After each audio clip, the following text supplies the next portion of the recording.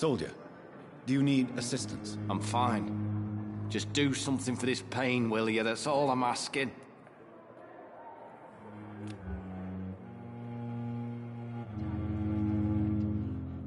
But the suffering continues.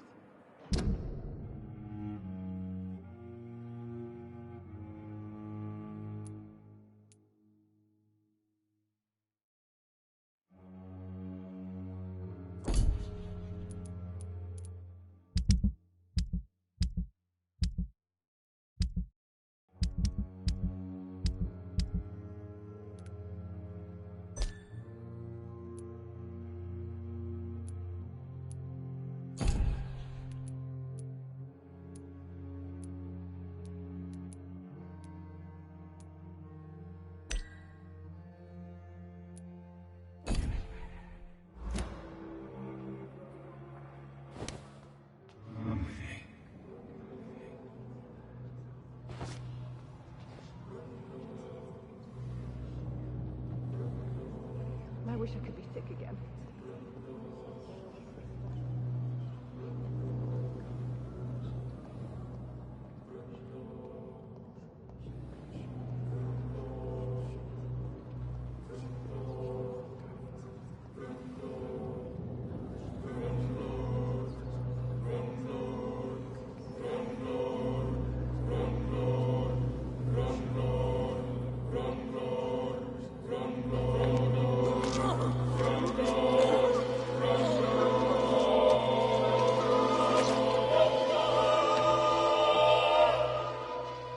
So this is how it ends.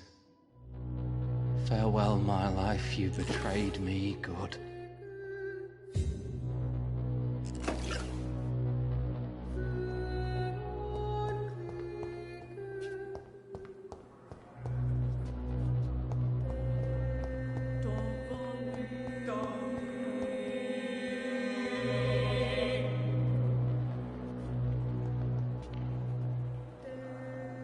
Good evening, Miss Howcroft. How are you tonight? I need blood, Doctor. Warm, rich, vibrant blood.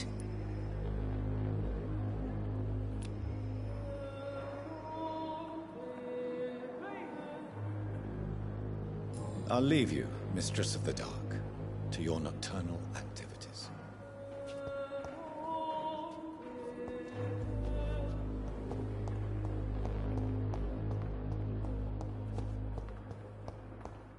I have wasted too much energy for so little result. Good evening, Mr. Hampton. How do you feel? Dr. Reed, is it? Oh, sir, I must apologize for my behavior. What do you mean? I was not myself in the factory. Fear and exhaustion made me say awful things to you, I'm afraid. You remained perfectly nice and polite. A little delirious, perhaps. But who wouldn't be after enduring an abduction? Thank you, Doctor. That's a relief. Now all I need to do is rest and return to my flock.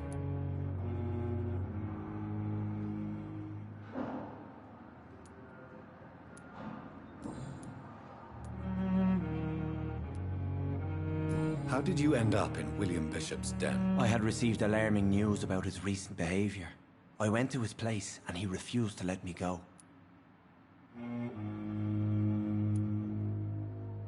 Why did he abduct you? William was an alcoholic. His addiction suddenly changed to blood. I don't know why. Just like a patient I met here. This Miss Hawcroft. You dared to enter this awful place alone. You're a hero, Mr. Hampton. Or a fool. I'm just a man trying to help his friends, Dr. Reed. William Bishop was a conflicted soul, searching for light. What is the general situation in the East End docks? The situation has always been tough, with a lot of tensions between the gangs and the Dockers' trade union. The Wet Boot Boys are very nervous since they lost their leader. Who leads the gang now? Since Clay Cox went missing, it's his wife Edwina who runs the show, with the assistance of her minion, Booth Digby. Has the gang been threatening you? Ah, no. I've had this nickname for so long, you know, the sad saint of the East End. No one dares to bug a saint, not even criminals. Do you know Tom Watts? The bartender from the Turtle. I met him before I found you in the canning factory. Tom? Yes, of course. Always the helping hand, good old Tom. Without men like him, corruption and despair would have wiped out the East End long ago. People are still in despair. How could it be otherwise? The authorities have left us all to rot in this contagious nightmare. No drugs, no advice, nothing. It's a damn shame. Who should I avoid in this part of town, then? Any particularly evil figures? Not really. Most men and women are just doing their best. And it's not my habit to speak ill of people I know, Doctor.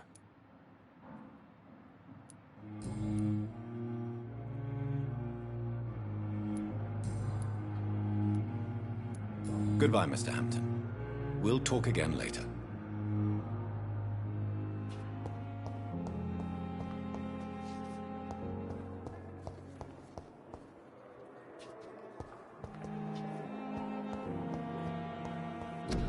So many deaths. And what of my own life?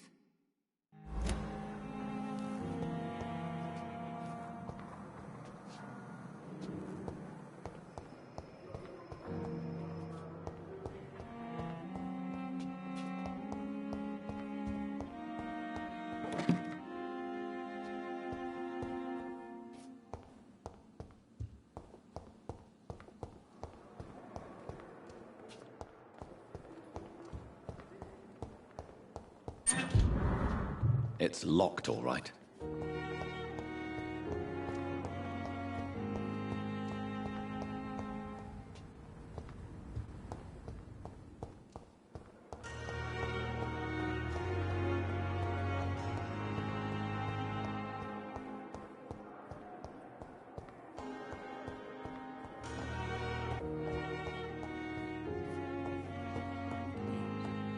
But in the circumstances, I'm willing to give you the benefit of the doubt. My sweet girl. Finally, you've returned, Doctor. Did you find anything of value? Yes, nurse. You've worked your first miracle, Doctor. Now, this patient here needs immediate treatment. Duty calls. When the storm has passed, I'll show you how to mix the remedy yourself with the same basic ingredients. Many thanks, Doctor. When you've finished, you ought to report to Dr. Swansea in his office. He's been looking for you. Seemed pressing. I'm alright. Don't waste your time with me.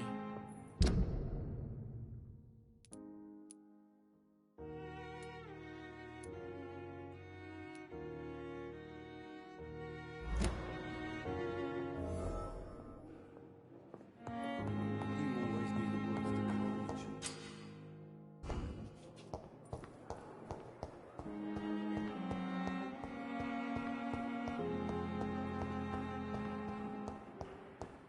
It's locked, all right.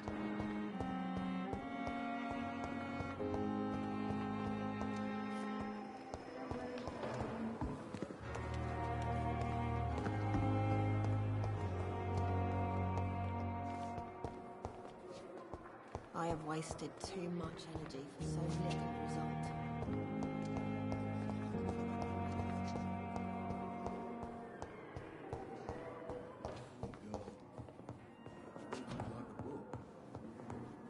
Never could keep anything from her.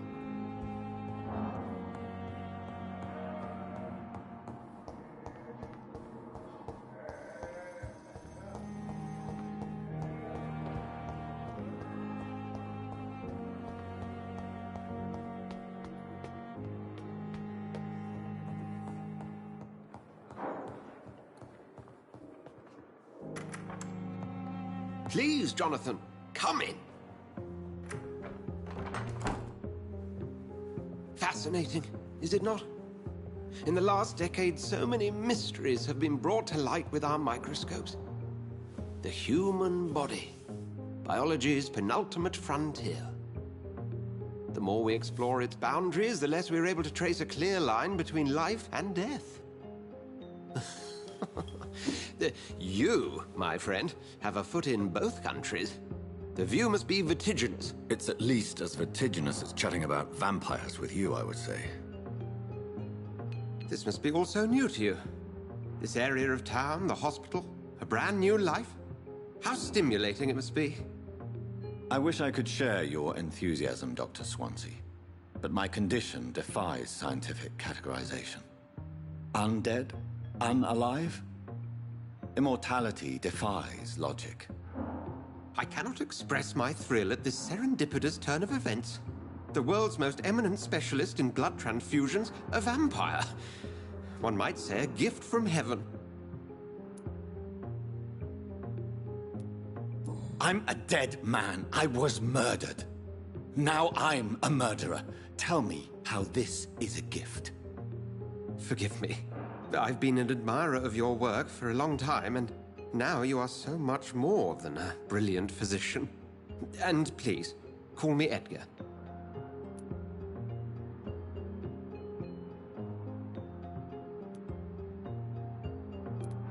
Thank you. But I'd rather you didn't speak so lightly about my condition. There is nothing I find amusing about this situation. Very well. I have a task for you, Jonathan. Something that will require all your newfound skills. Please, go on. The Pembroke only survives through the generosity of our benefactors. Unfortunately, our main donor has found herself in a bit of a bind. Now, if you could help her out... A spokesman or politician is what you need. That's not my calling. And until I come to understand what has happened to me, I require discretion.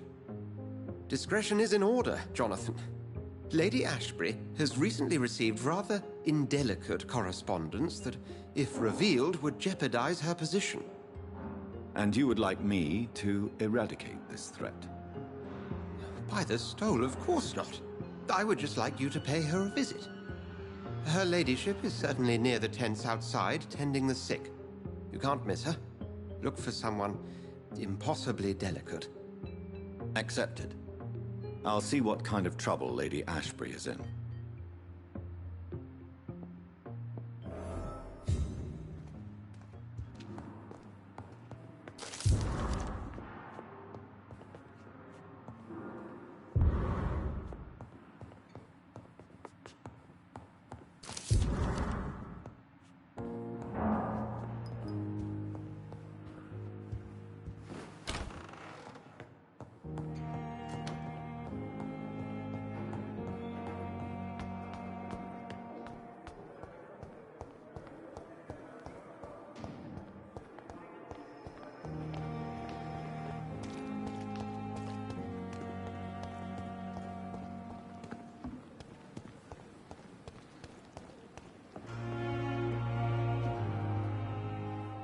The flu took my dear wife, Emily.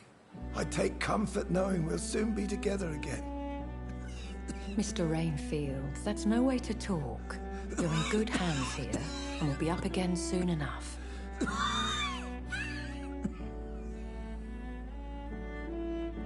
Now do me a kindness and get some sleep. I'll be back round later. Your words are kind, the blessings of an angel. You're the sweet, sweet Lady of Mercy.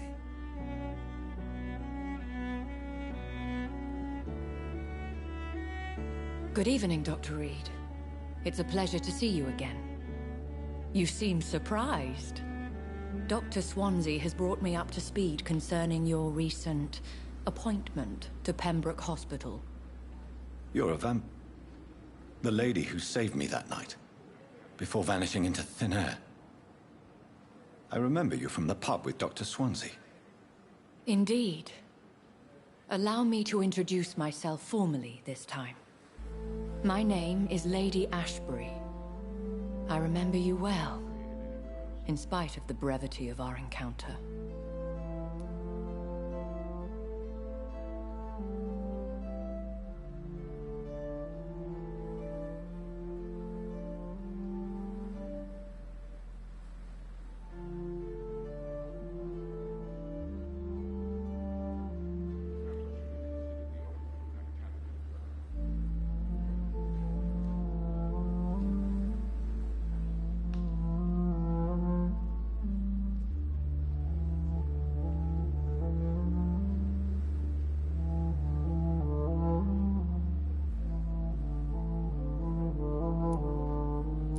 Apologies. You've taken me by surprise. I'm very happy to see you. The pleasure is mine, Doctor. I hope you're more disposed to answer my questions now. You must have countless questions, but our rather urgent matter first. Swansea has explained. My cover, if you prefer, has been compromised.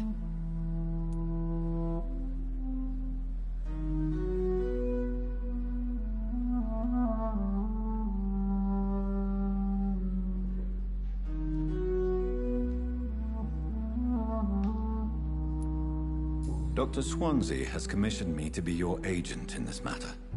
You could start by explaining what's amiss. These past insufferable weeks, I've been the victim of extortion. I've made a first payment, but the blackmailer grows greedy.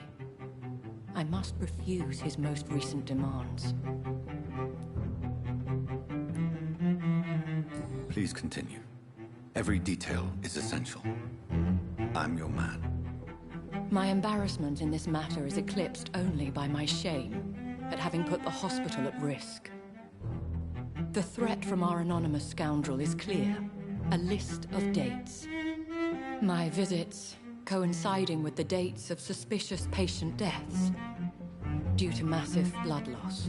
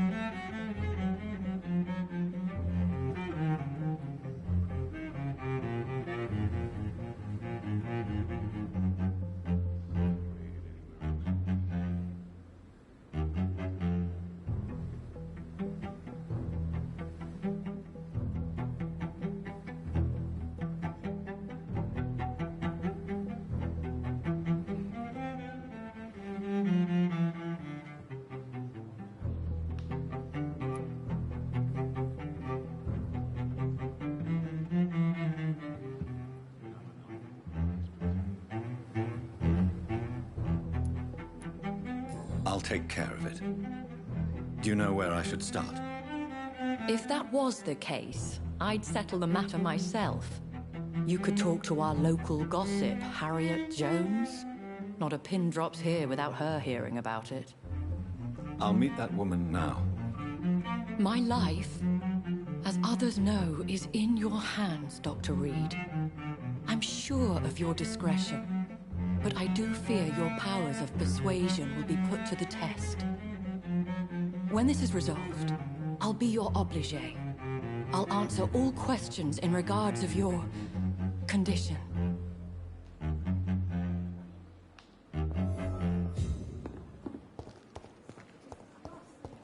And I thought last summer's epidemic was difficult.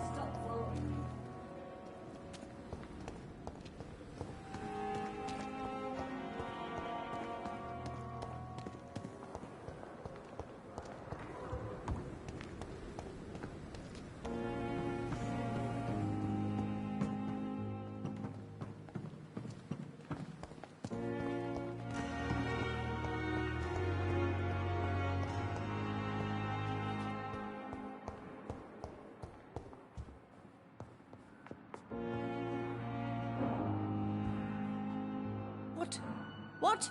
What is this? Who are you? Get out of my room. There's no need for alarm, madam. I'm Dr. Reed, the new surgeon. Preposterous. Dr. Reed, you say? I don't want some bumbling intern. Where's Dr. Swansea? Please, calm down, madam. I assure you that I am highly qualified. I'm just back from war duty. How brave. Threatening an old defenseless woman. You know how long I've been a patient here? You've picked the wrong fight. I'm Harriet Jones. Harriet Jones? Indeed. I've been meaning to have a chat with you. You know what goes on here better than any other patient, I gather. Oh, better than any patient, nurse or doctor. I've seen so many vile undertakings. I heard there have been some despicable goings-on. Was there a case of blackmail? Blackmail? Wait. You're investigating something. This isn't a social call. One of those incompetent cunts slit a poor sod's vein. I assure you, madam, this is not an investigation into a possible medical error. Debauchery, then? Nurses Crane, Hawkins, Brannigans, whores, all of them. They can't keep their legs shut. I've seen them scratching slutty sores. Really? Well, if you have irrefutable proof, I'll not have the staff behaving in such a manner here. This is your business, Doctor, not mine. But I swear one of the nurses is cavorting with some man on hospital hours. Thank you for your time, Miss Jones. You've given me something to go on. See you on the next round.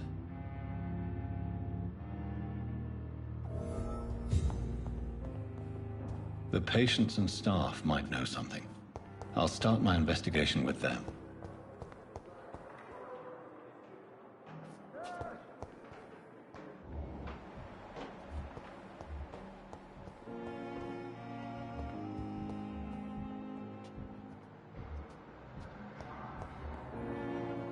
Good evening, sir. Dr. Reed. I believe we're going to be colleagues. Reed? Yes, I've been informed about your arrival. I'm Waverly Ackroyd. Welcome aboard, I suppose. Does my arrival inconvenience you in some way, Dr. Ackroyd? Let us just say that I don't particularly share Dr. Swansea's enthusiasm for hiring you. What we need here are reliable professionals, not overrated dabblers.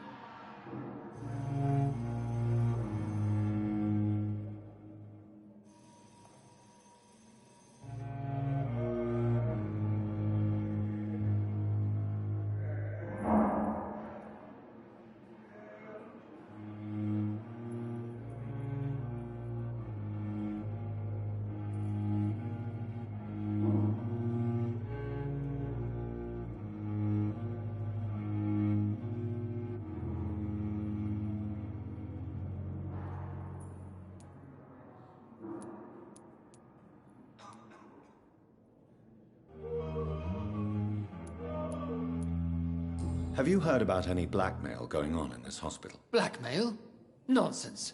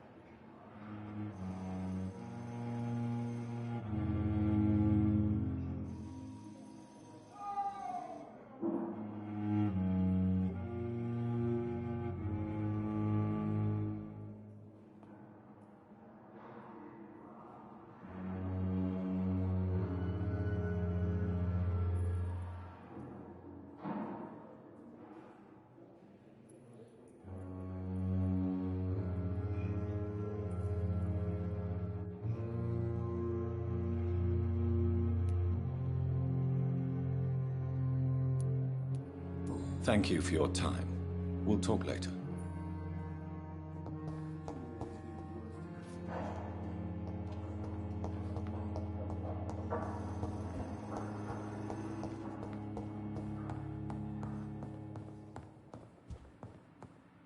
Good evening, sir. Doctor. Good evening, Mr. Goswick. How are you? I'm okay.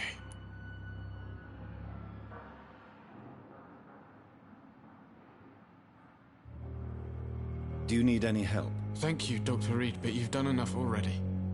The rest is up to me now.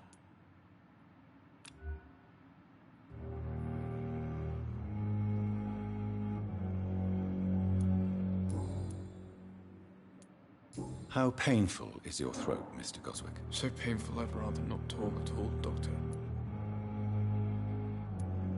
I'm sure you realize a doctor and his patient have to communicate, sir. Would it help if I gave you some paper and a pen? Not really. I see. Then maybe it's not just your throat that hurts, Mr. Goswick. Perhaps your sore throat is just the consequence of something more hurtful. Yes, maybe. But I don't want to talk or even write about it now. I have to go now, sir. But don't hesitate to contact me if you need any help. I'm all right.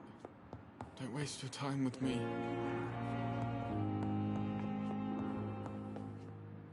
Good evening, Doctor. How is my son doing?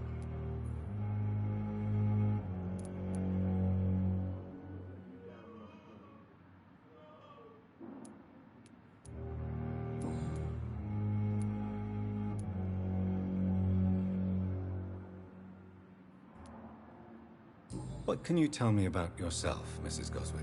Not much to say. Just take care of my Mortimer and I'll cover all the expenses. That's all that matters. Good evening, sir. Are you really that rich? Most of the patients here are of a more humble origin, if I may say so. Yes. Thanks to my husband. May he rest in peace. I can cover any needed medical expenses.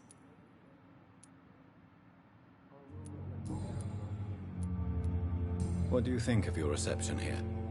Any complaints? I have had the uttermost reservations about this hospital since we arrived. But we had no other choice, considering the state of emergency. Is there something in particular that's bothering you? Some of the staff were not especially welcoming. I suspect they're not accustomed to dealing with patients of such social standing.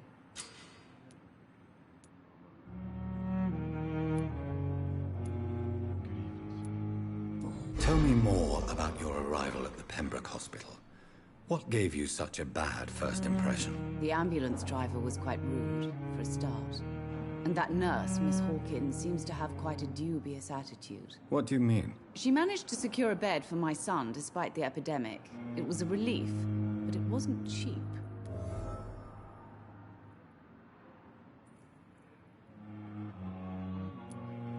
She charged you for a bed? Yes, and I paid without question, considering the urgency of the situation. I share your concern, Mrs. Goswick. Be sure that I'll talk to the people involved. I don't expect compensation, Dr. Reed. But I'm aware such behavior would not be tolerated in other hospitals.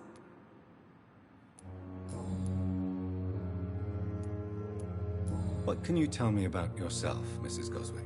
Not much to say. Just take care of my Mortimer and I'll cover all the expenses. That's all that matters. May I ask if you have an occupation, Mrs. Goswick? I'm a teacher by profession. I teach young women who are more ambitious about their futures than their families.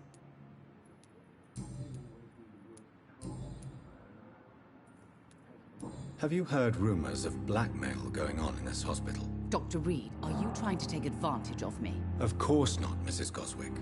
I'm just curious. Well, go be curious somewhere else, please. Goodbye, Mrs. Goswick.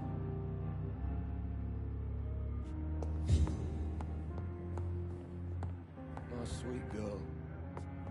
Reads me like a book. I never could keep anything from her.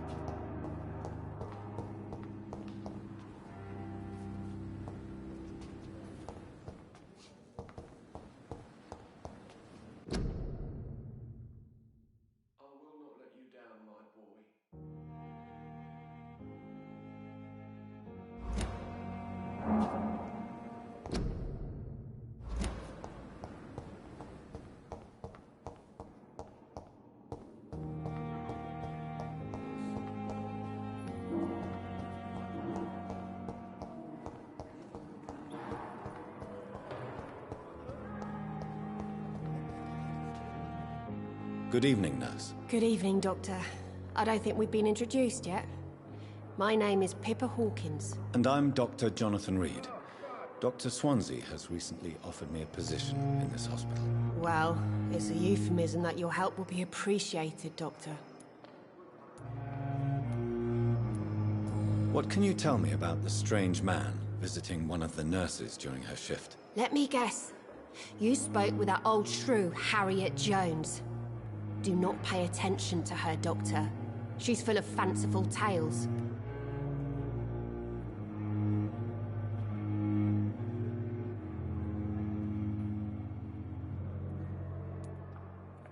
She could have been telling the truth about the mysterious man. That old witch will end up in hell soon enough. Who cares if a nurse finds some happiness where she can? No matter how you feel about her, Miss Jones deserves our help. Who says I don't care for her? Hate is what keeps that old crone alive.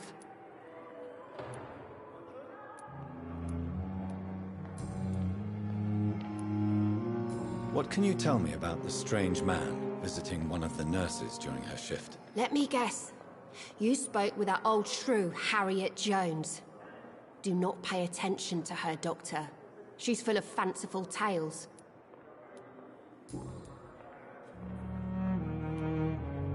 Goodbye, Nurse Hawkins.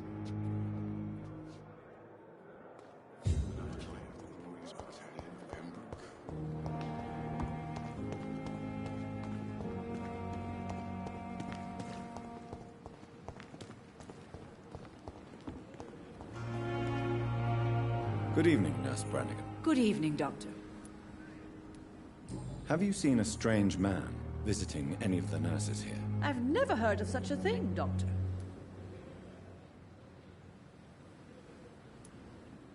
Do you know if any of the hospital staff have criminal backgrounds? The people who work here all come from very different backgrounds, Doctor. Just like the patients. Goodbye, nurse. Call me if you need assistance.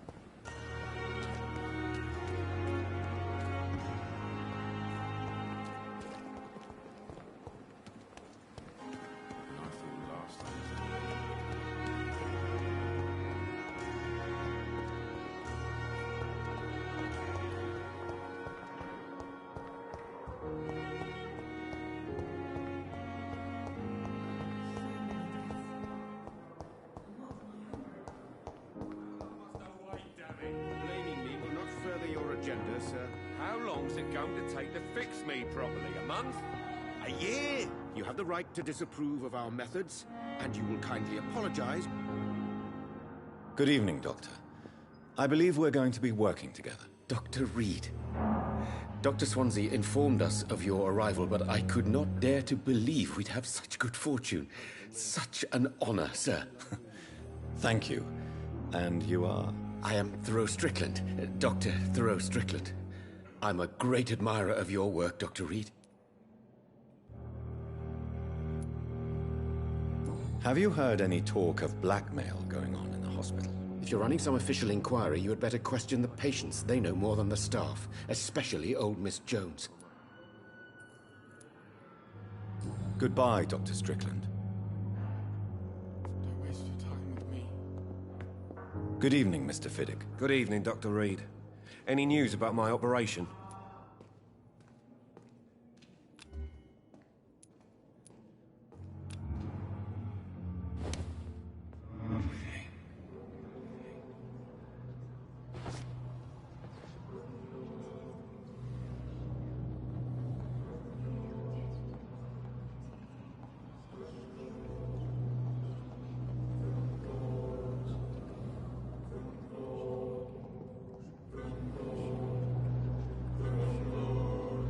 Thelma Howcroft said she was being watched by vampire hunters.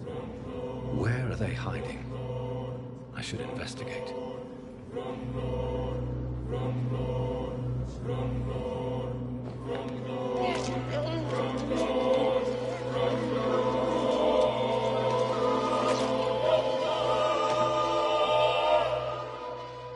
All I wanted was to go back to work, to take care of my children.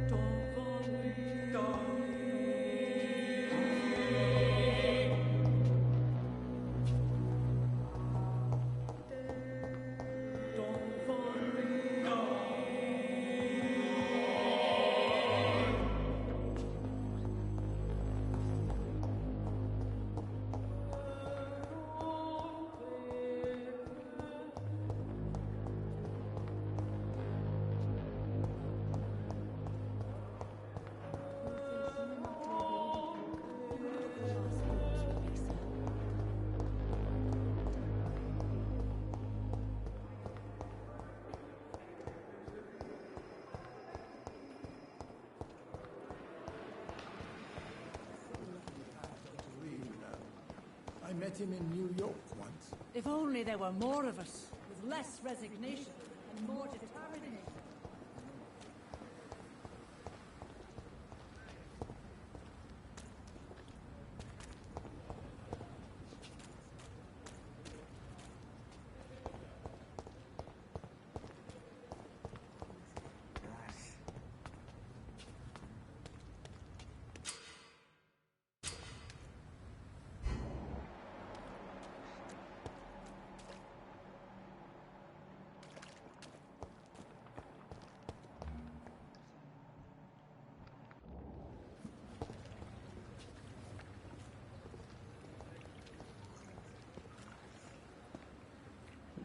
Please, sir.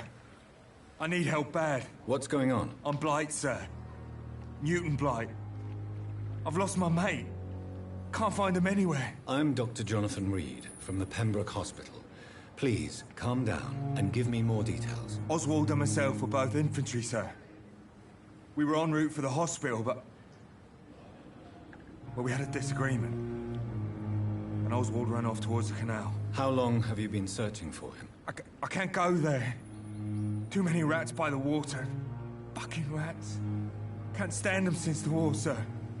Can't stand them at all. Don't be ashamed, Mr. Blight. Many soldiers who survived the trenches suffer from musophobia. I'll see what I can do for your friend.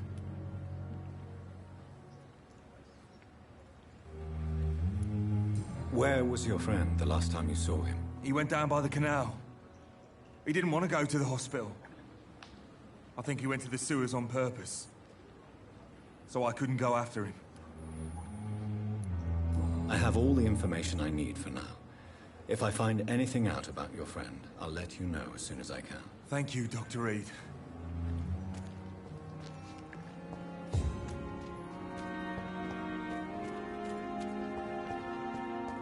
I cannot enter.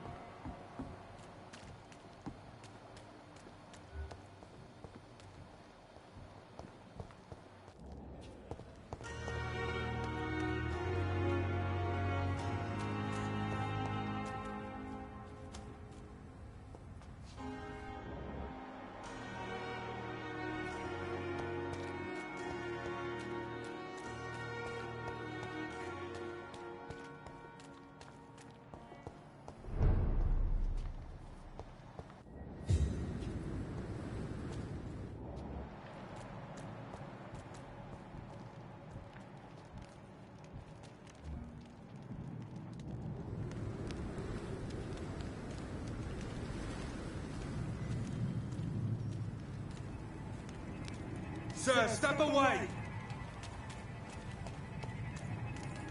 Are you deaf?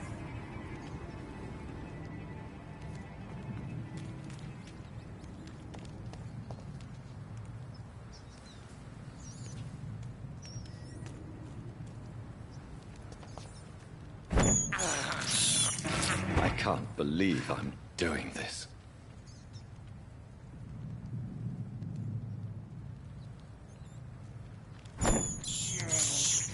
This is despicable.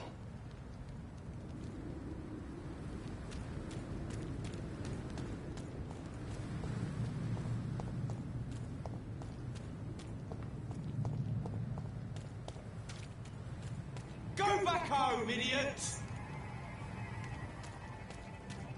I said stay away, sir!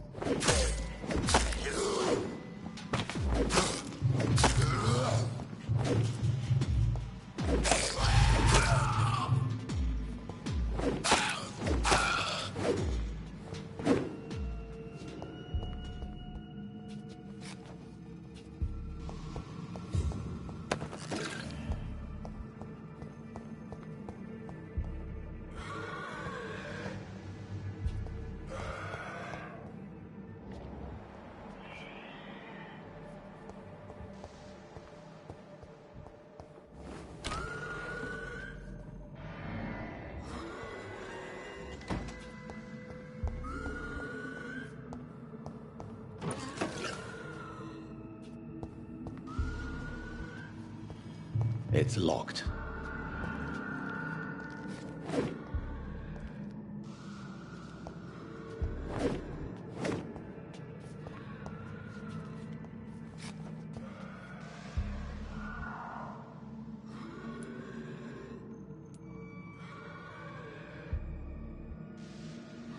Traces of a pinkish foam at the corner of the lips. Some sort of drug overdose, perhaps? Multiple abrasions and scarring on the arms and legs. Old and distinctive injuries of a sailor or a fisherman. The chest was originally opened to perform the operation. The sutures are clean, but the chest has been reopened.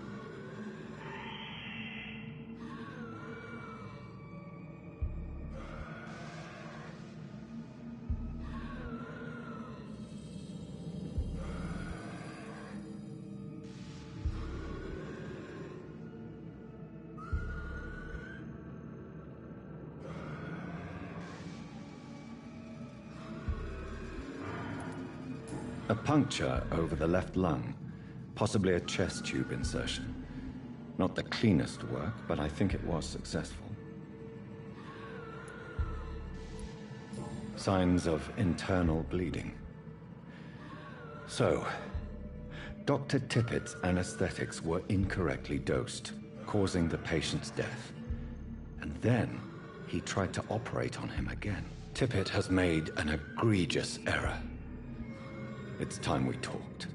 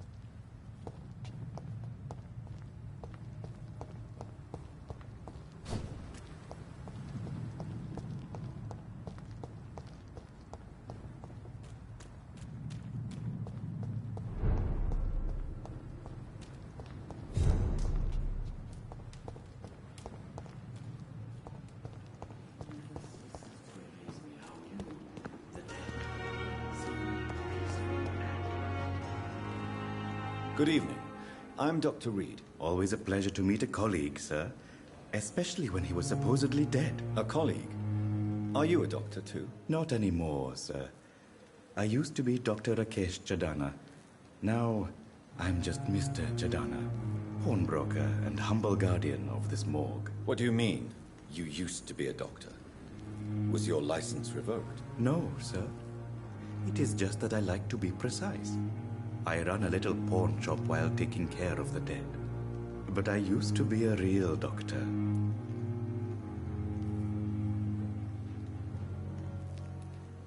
Have you heard of someone blackmailing people in the hospital? Pardon me, sir, but I have no idea what you're talking about. Please show me what you have to sell. Of course. It's just trinkets and curios, really. But I'm sure they can be useful.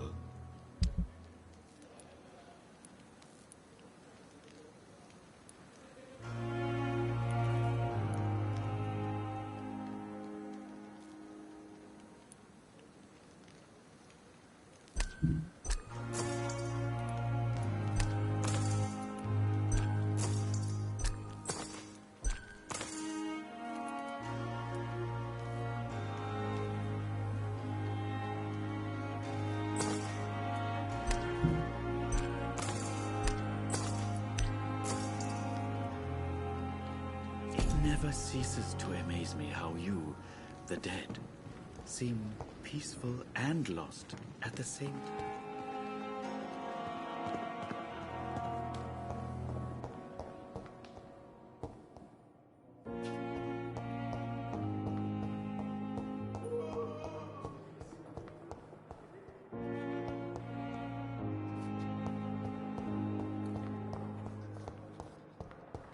Simpletons, these nurses. Bred with no respect.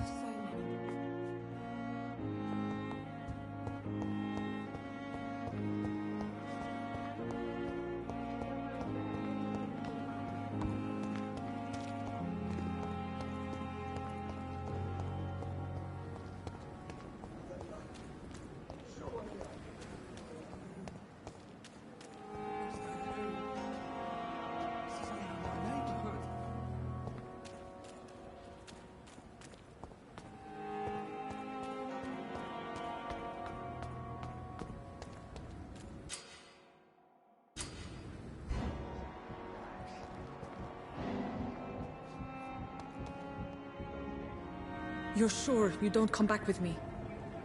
Nah, I have to see someone at the hospital. Be careful. You look so bad they may keep you as a patient. Fuck 'em. I don't like hospitals. Or doctors. Well then, when you go back to Whitechapel, you may find this useful. What is it? A pass for a free medical exam by the best nurse available. Just read it. I don't read well, but thank you, I guess.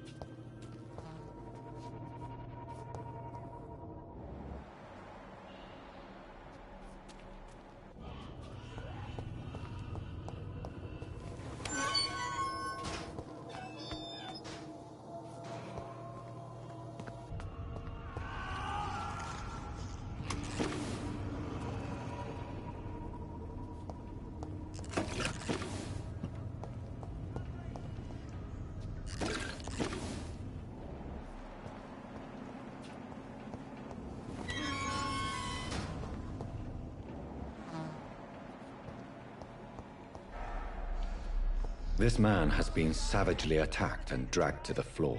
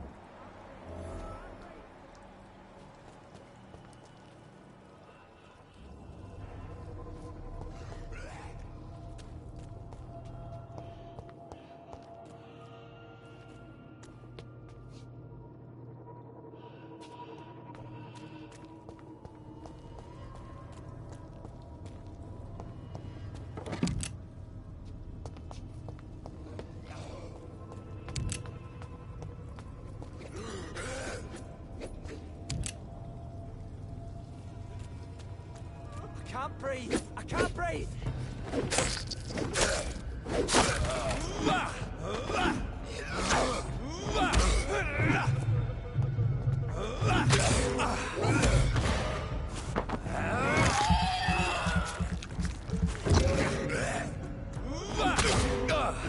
I don't want to die here!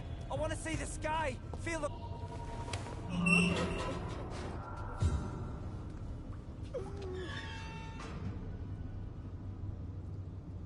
Are you injured, sir? Help me get out of here! I need to get out! I'm Dr. Reed, and I'd be glad to help you, but you must calm down first. Please, take a deep breath and tell me your name. Okay. I'm Oswald Thatcher. Please, I need to get out. Mr. Thatcher, your friend Newton sent me to help you. Do you remember him? Yes, I do. Good. Now leave this place and enjoy the cool night air. It's quite invigorating. I'm sure you'll feel better if you do.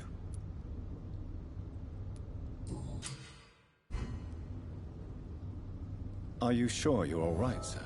Yes, I'll be... as soon as I can see the sky again.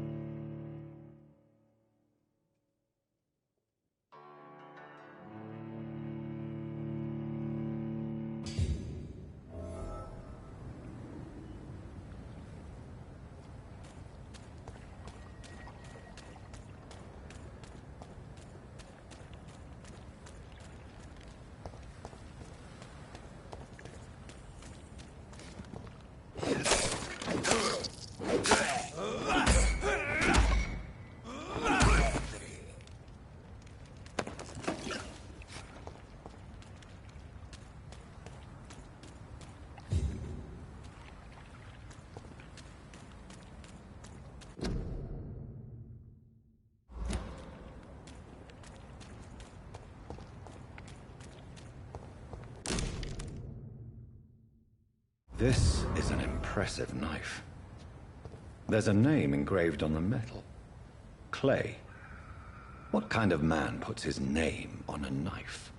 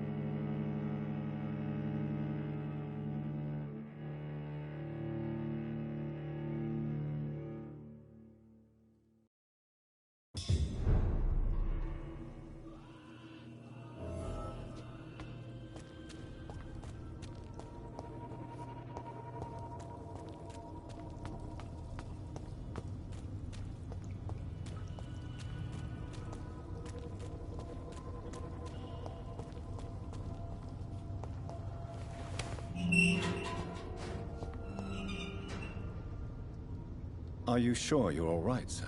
Yes. Yes, I'll be. As soon as I can see the sky again.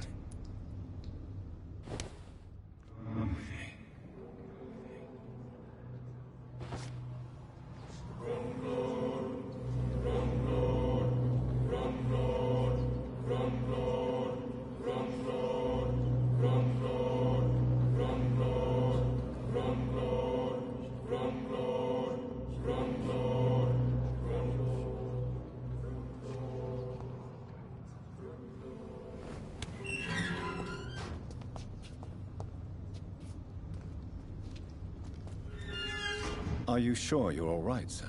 Yes. Yes, I'll be. As soon as I can see the sky again.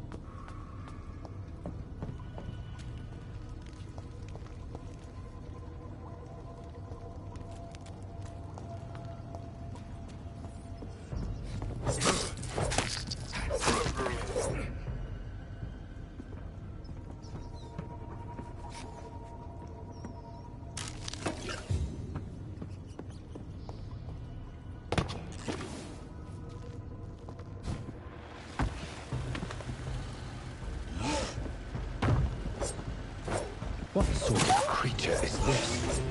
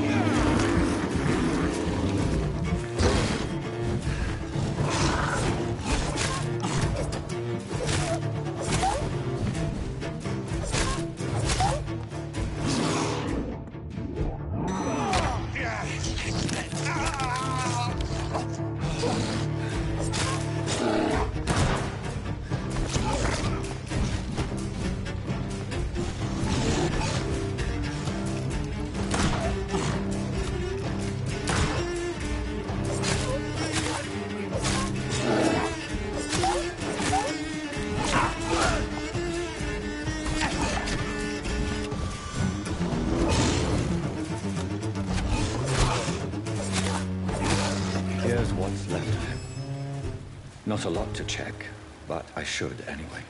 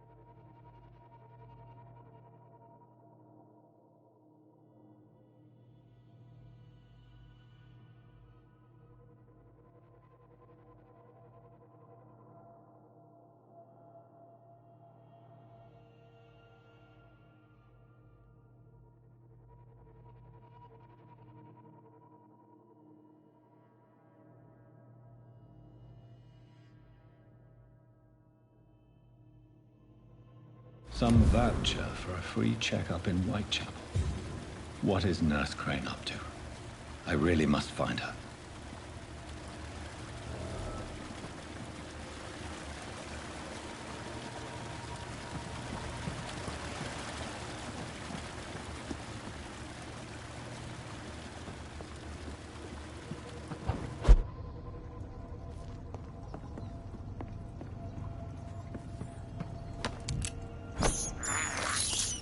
I have this thirst for blood.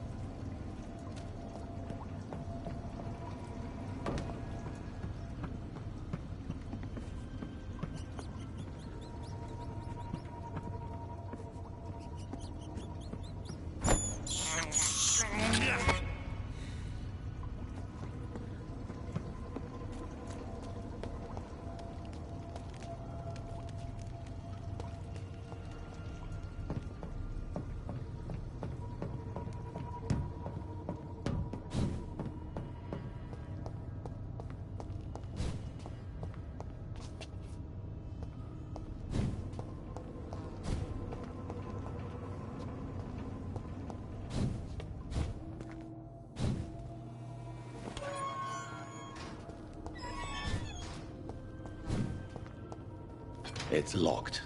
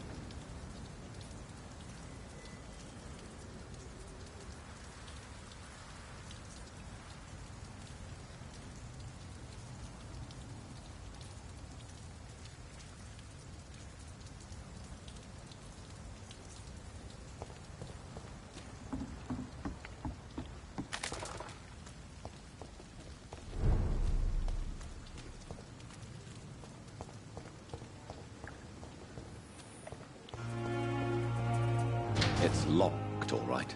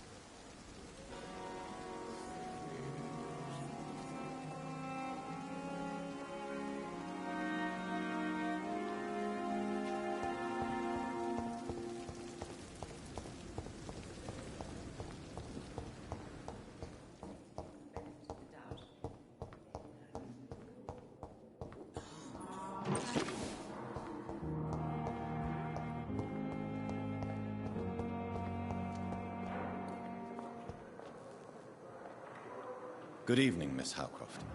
How are you tonight? I need blood, Doctor. Warm, rich, vibrant blood.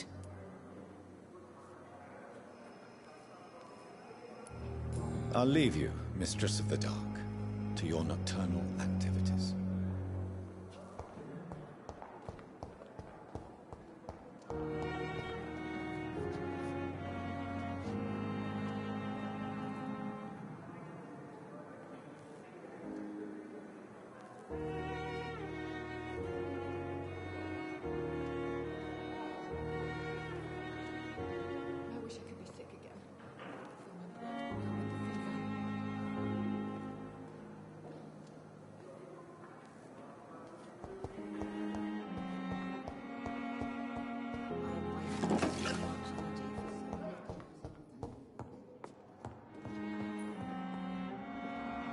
I'm quite busy right now, Dr. Reed. Thank you for your time. We'll talk later.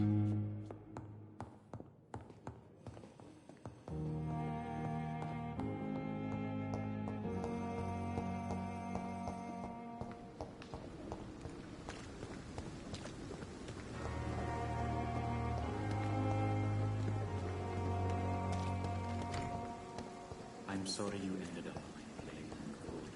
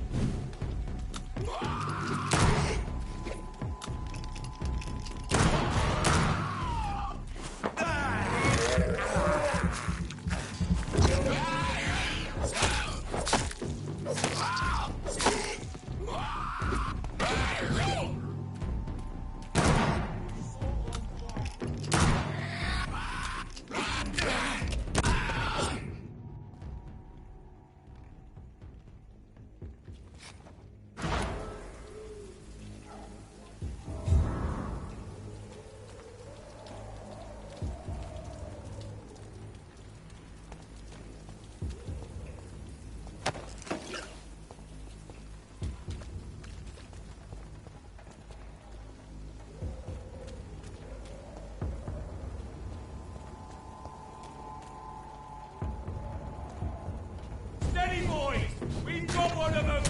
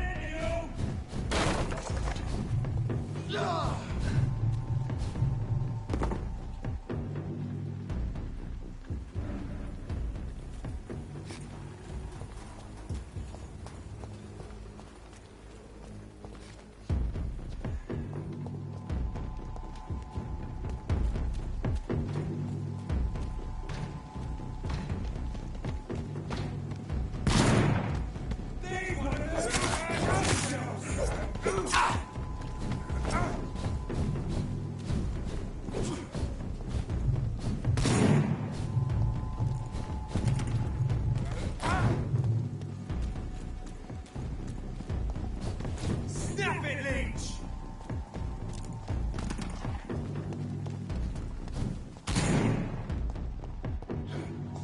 After the bloody crime! A leech! A leech! Stop, Leech!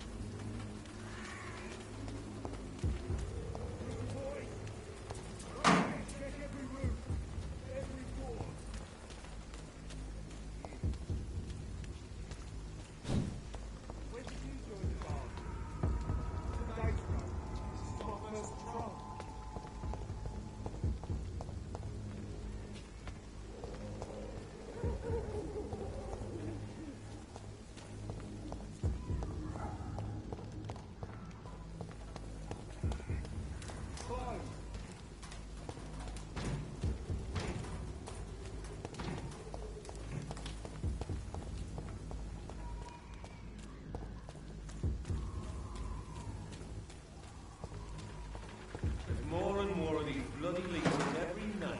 Aye. The guards recruit more and more every year. When did you join the guard? Die, vermin! 2 days ago. Mine!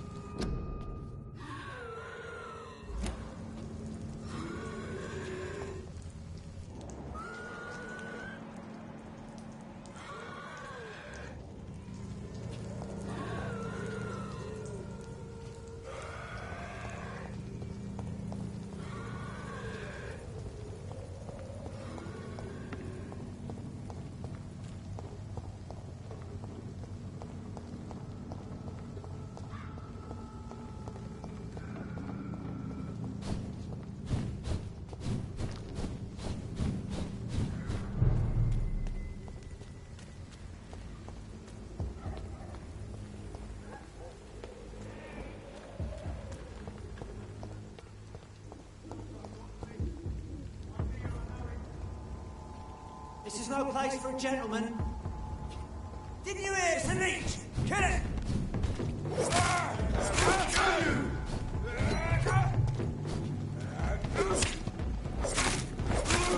Shit, that leech!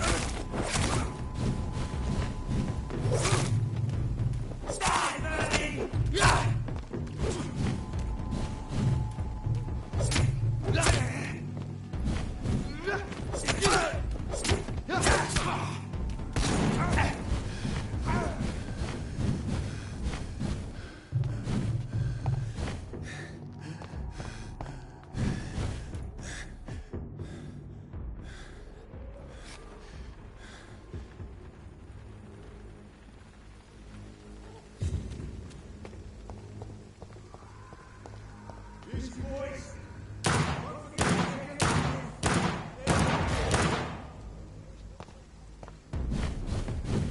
Let's pin him down!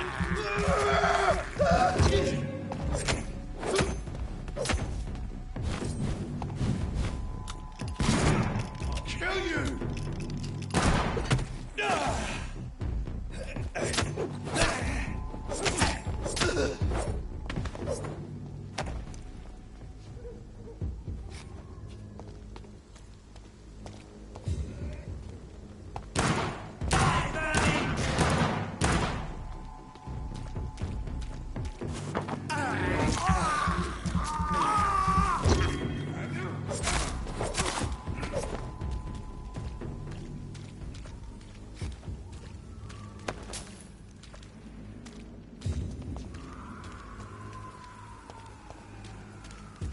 It's locked.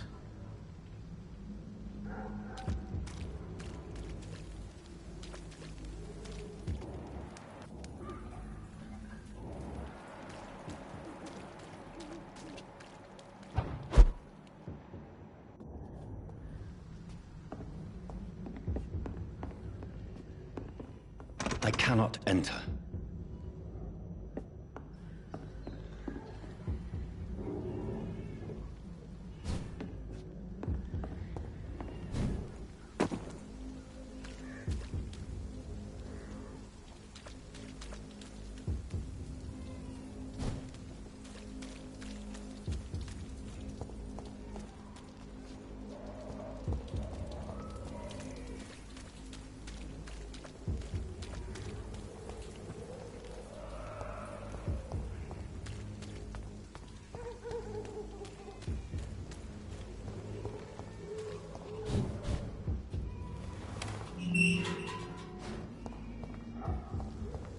Whitechapel. This neighborhood is linked somehow to the kind Lady Ashbury's blackmail. First, let's find this Petrescu fellow.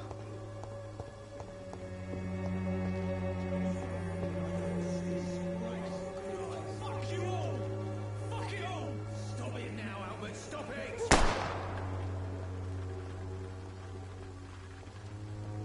Me? I'll not die in some piss-stinking alley reeking worse than a week-old lavvy.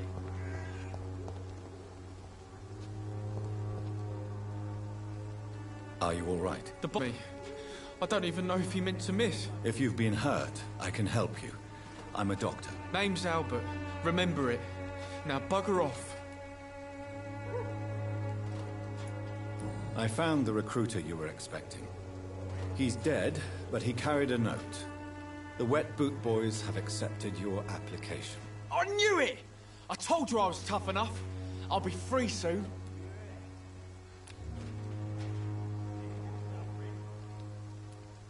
Free?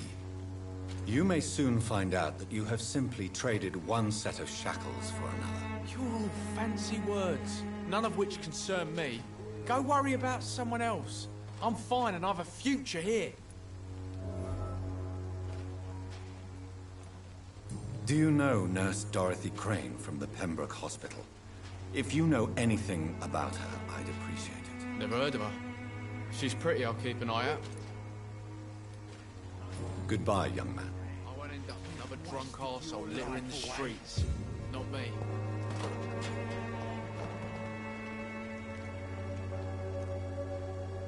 What? Shooting a boy in the middle of the street. Not the best thing to do, wouldn't you say? What? You saw what happened? Who are you? I'm Dr. Reed, and I'd like to ask you a few questions, if you promise me to set your gun aside. No. Look, I'm not a violent man. I'm Benjamin Palmer, doctor. And no one can help me. Not even you. Do you know Nurse Dorothy Crane from the Pembroke Hospital? Have you heard anything? It's funny, I've been searching for her too. I need some pills. But the woman is a phantom, if you ask me. Really? And why is that? Word is she ain't real. She's a cover for some doctor who runs an illegal dispensary for migrants. A gun, alcohol, and a bad temper make a terrible cocktail, sir. Goodbye for now. Me? I'll not die in some piss-stinking alley reeking worse than a week-old lavvy.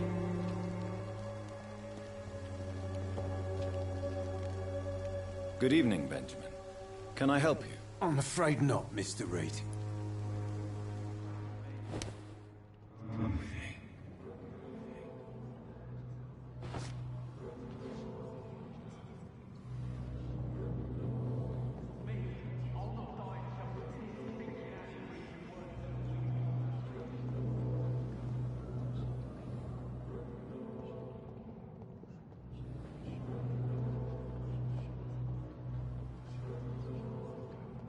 The Swanborough cordial can be the answer to all your problems. As long as you have the money.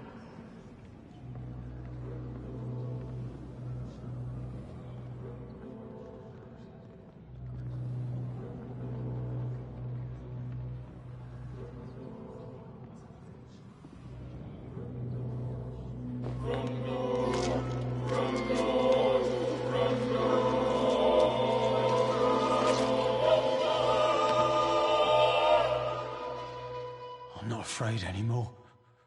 I died in this trench a long time ago.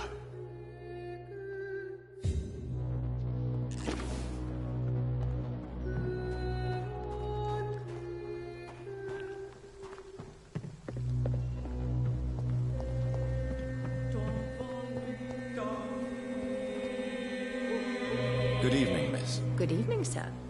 Are you interested in a miraculous cure for this unknown and deadly epidemic? Actually, I am. Then you have come to the right place. The famous Swanborough cordial is all you need to help keep you in perfect health. Oh, really? Why didn't I hear about it during my studies? I'm Jonathan Reed, by the way. Dr.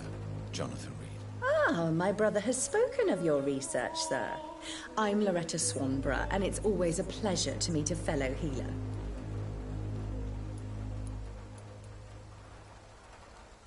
Do you know Nurse Dorothy Crane from the Pembroke Hospital? I'd like to know more about her. I don't like to talk about competition. Competition, you say? Never met her, but it seems she provides some sort of medical care to the poor. The whole thing has to be some sort of scam, if you ask me.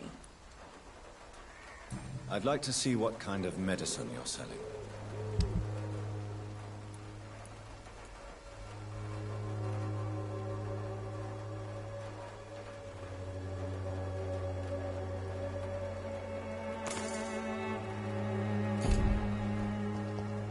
The Swanborough cordial can be the answer to all your problems. As long as you have the money.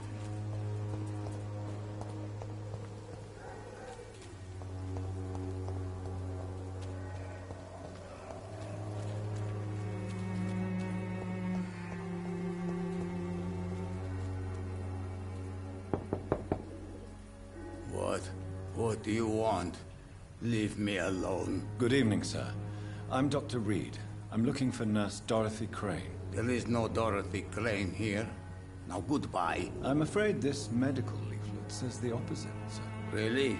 Well, I'm afraid I'm going to close this door right now. Go bother someone else, Mr. Doctor. To enter that house, I must discover who this man really is. Maybe I could start by observing what he's up to.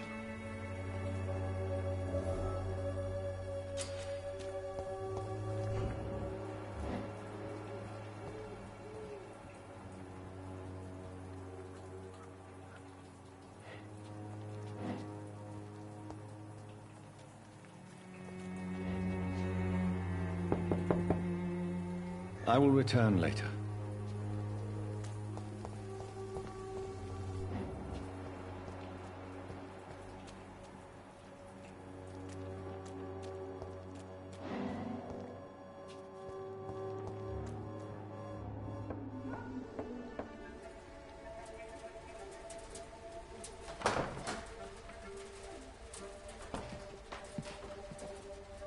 A strange man was at the door with a pass for our medical facility. I refused him entry. Darius, how could you know he didn't need our help? His clothes were too finely tailored to be for Whitechapel. Perhaps just a friend of that stray poet who is always about. Richard Nethercott? No, not of the same cloth, this man. I suspect some machination from that journalist. Clayton Darby. Is he still asking questions? Yes. I saw him drifting around St. Mary's Church. I swear he is tracking me just downwind.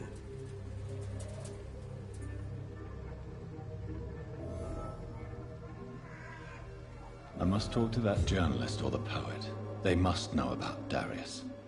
Nearby the church they just mentioned.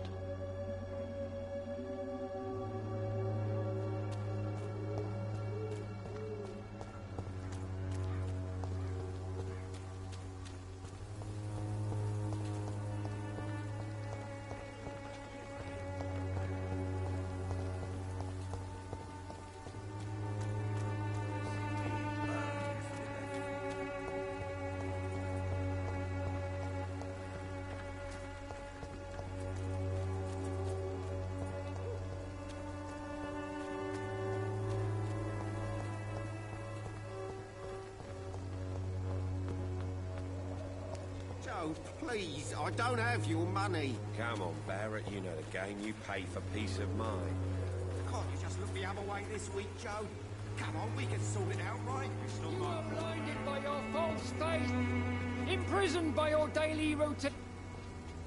Forgive my interruption. Do not apologize, my son. Father Tobias Whitaker is always happy to teach mortals about the incoming Armageddon. I am Dr. Jonathan Reed, and I just have a few questions. A scientist? You are much more lost than I thought, my son.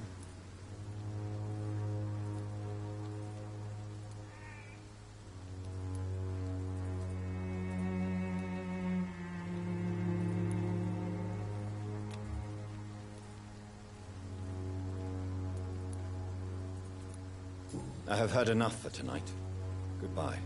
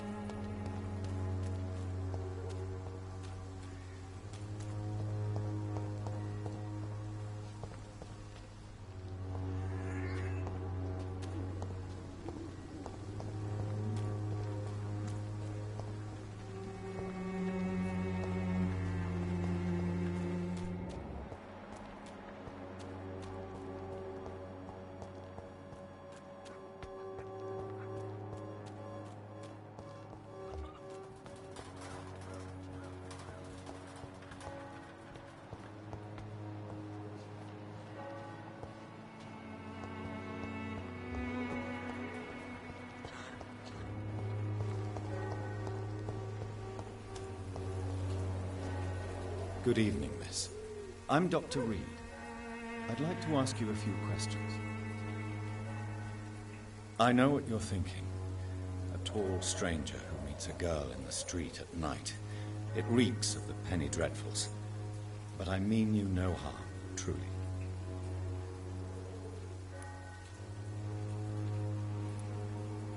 I know you understand what I'm saying. Your silence has nothing to do with you being mute, does it?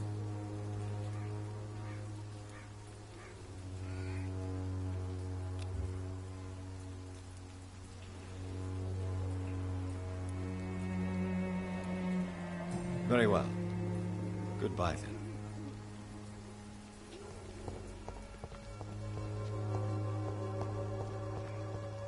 It's locked, all right.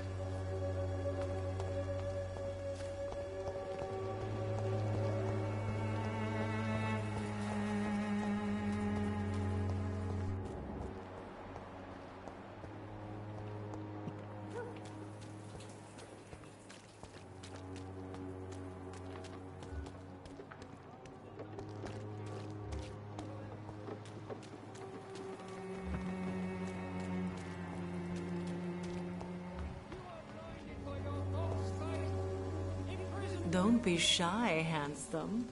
What can Christina do for you? I'm not looking for what you're selling. But I'd like to ask you a few questions, if I may. I'm a doctor. Dr. Reed. All right then, but be quick. Though I usually get paid when I open my mouth. Goodbye, miss. Take care of yourself, as best you can.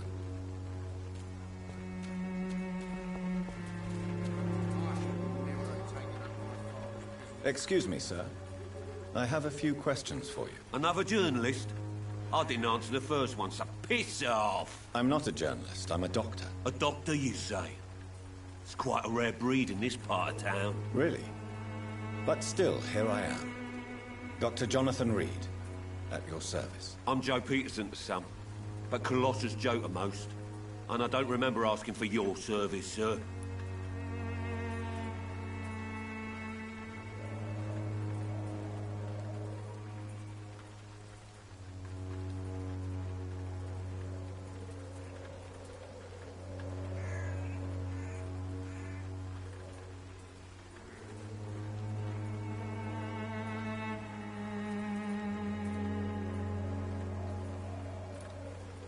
Goodbye, Mr. Peterson.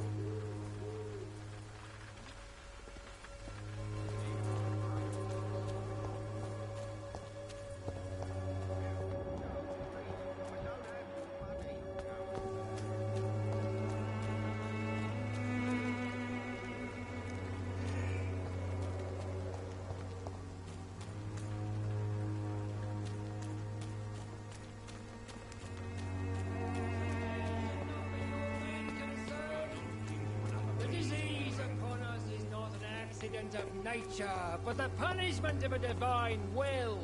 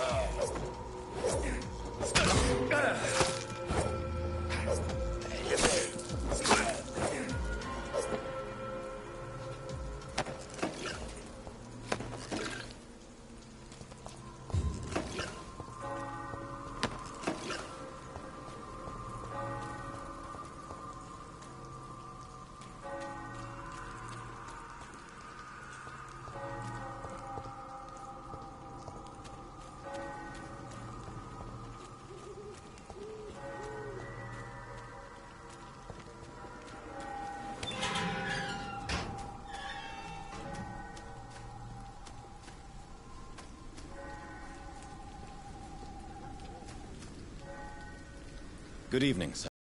I'm Dr. Reed. I would like to ask you a few questions. Please be my guest.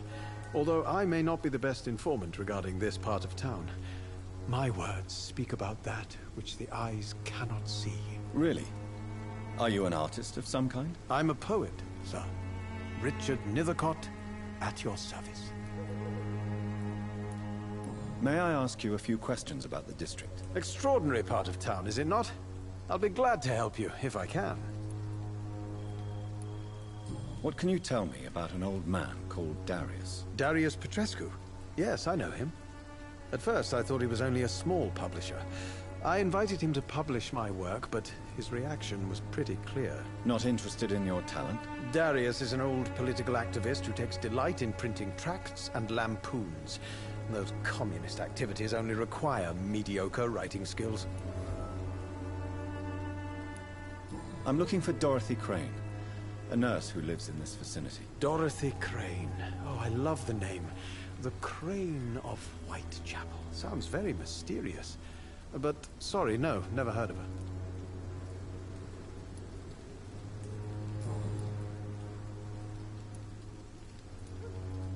I'll leave you alone, sir.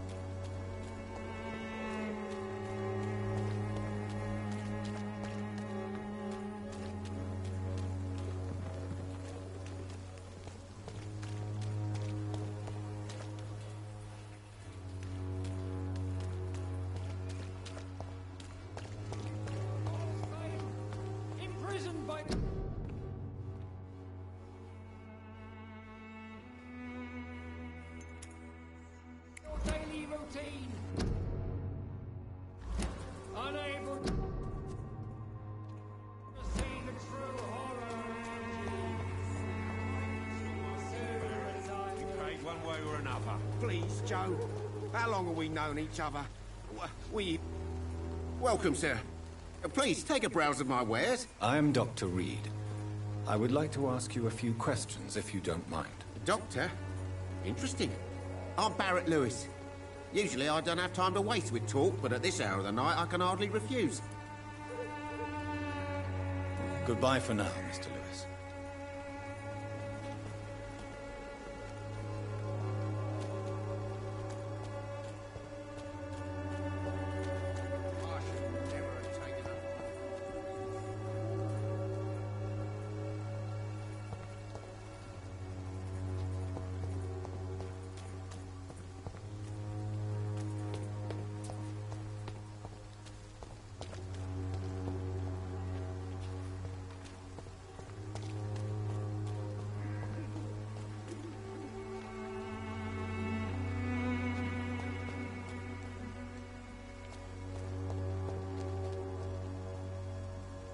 Good evening, Mr. Whitaker.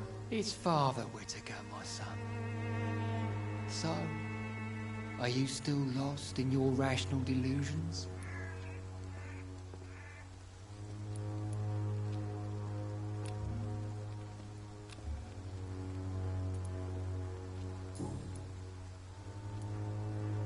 Have you any friends? Any family left in these terrible times? No. But I have a disciple I see as my son. He is so devoted. I send him to preach the good word in the heart of this corrupted city.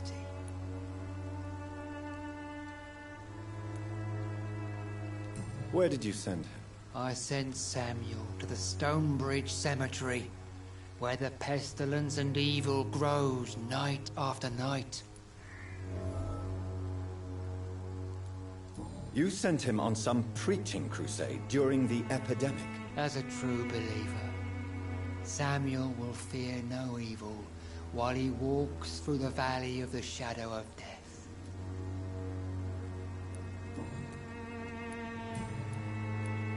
I have heard enough for tonight. Goodbye.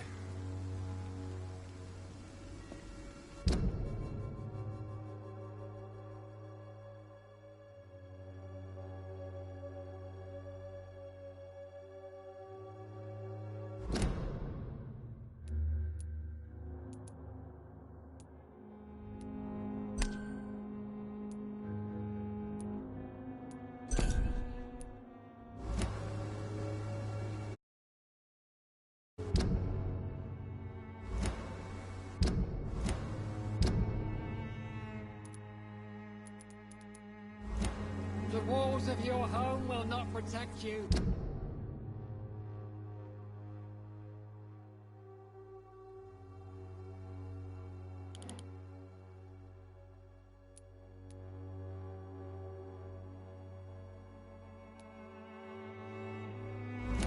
For there is no protection against malevolence and trickery. You are blinded by your false faith, imprisoned by your... I'm cheap and I'm clean, I promise.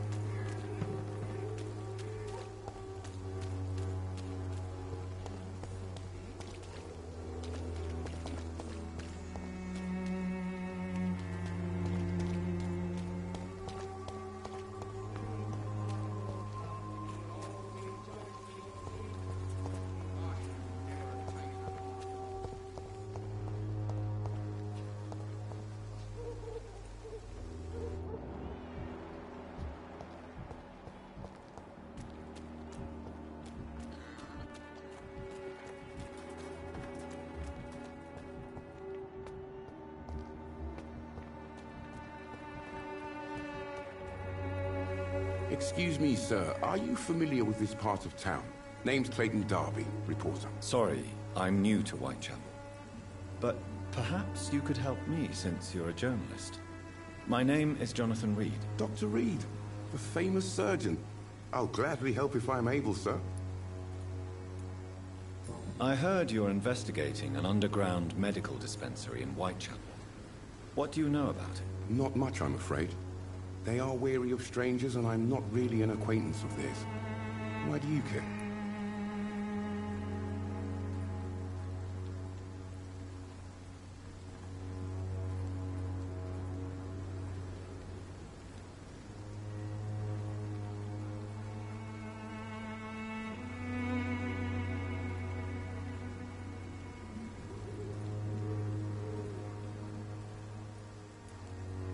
I'm afraid one of the nurses from the Pembroke Hospital may be involved with unsavory activities. Ah, could it be Dorothy Crane? Without a doubt, you are a damn fine journalist, Mr. Darby.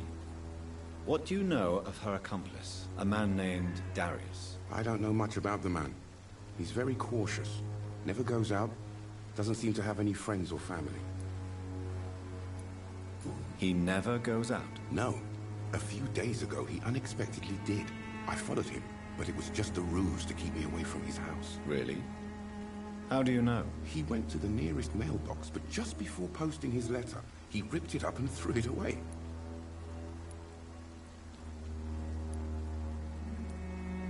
He has no relatives at all? No, except for that strange man, a poet named Richard Nethercott, who sometimes comes by.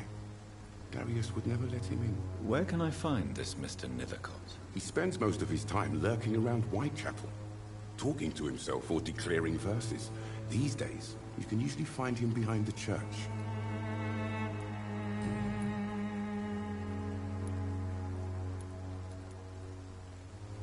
I still have questions about that Darius fellow. I don't know much about the man. He's very cautious. Never goes out. Doesn't seem to have any friends or family.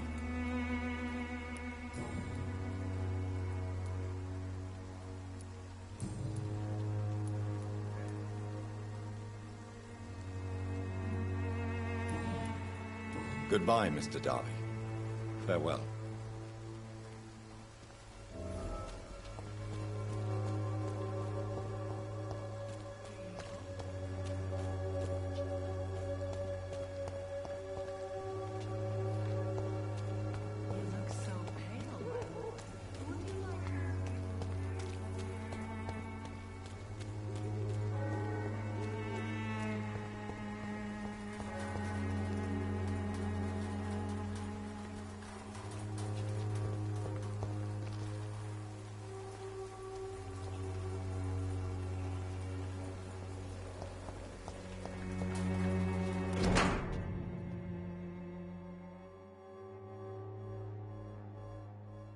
The content of Darius' letter to his children could give me more leverage to enter. Darius is a bit less of a mystery now. It should not be that difficult to incite him to let me in.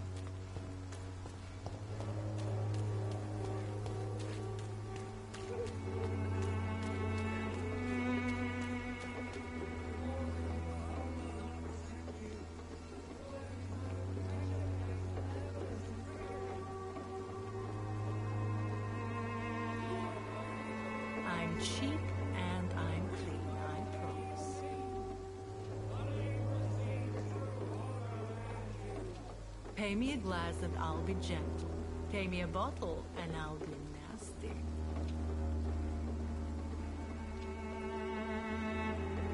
You look so pale, my lord. Would you like me to revive you?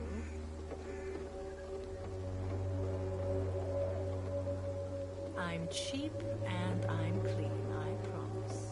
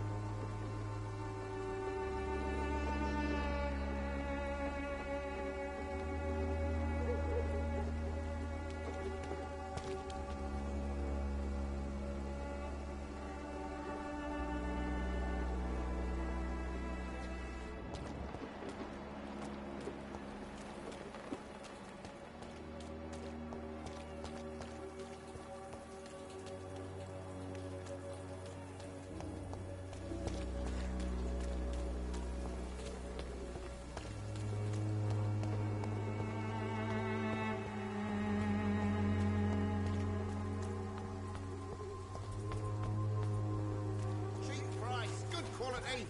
Come on, take a look. Don't be afraid.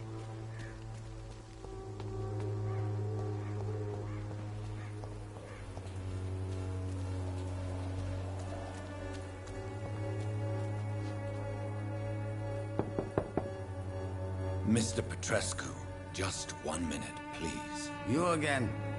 Go away. Sir, wait. Stop this nonsense. I know Nurse Crane is here. Shall we speak man to man, you and I? All right. Speak up. Don't you see we're on the same side? We fight to help the poor, sick, and abandoned. I'm nothing like you, Mr. Doctor. Yes, you are. You too believe in providing medical care without charge. You know what we have to sacrifice to make the world a better place. I have to admit your words have conviction. All right, I'll let you see Dorothea. Don't make me regret this, though.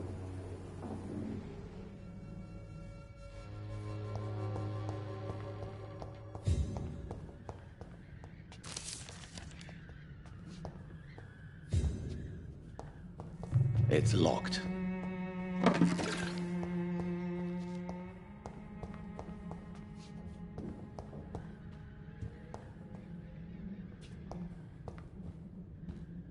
If you want to talk to Dorothea, you must go across the courtyard and take the stairs. We've not been formally introduced. May I ask your name and occupation, sir? I am Darius Petrescu. I'm here to keep snitches and spies away from Dorothea. And I also run this little print shop. Goodbye, Mr. Petrescu.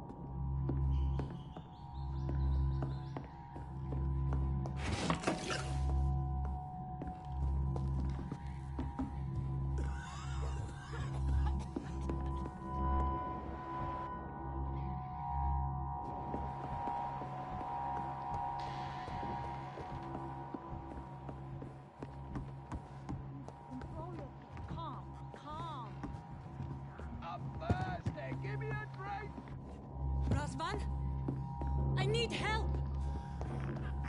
What do we have here, nurse? Patient Raz Van Vasily. High fever running on 3 days.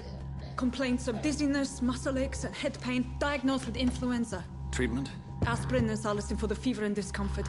Liquids for dehydration, but he's having trouble keeping even water down.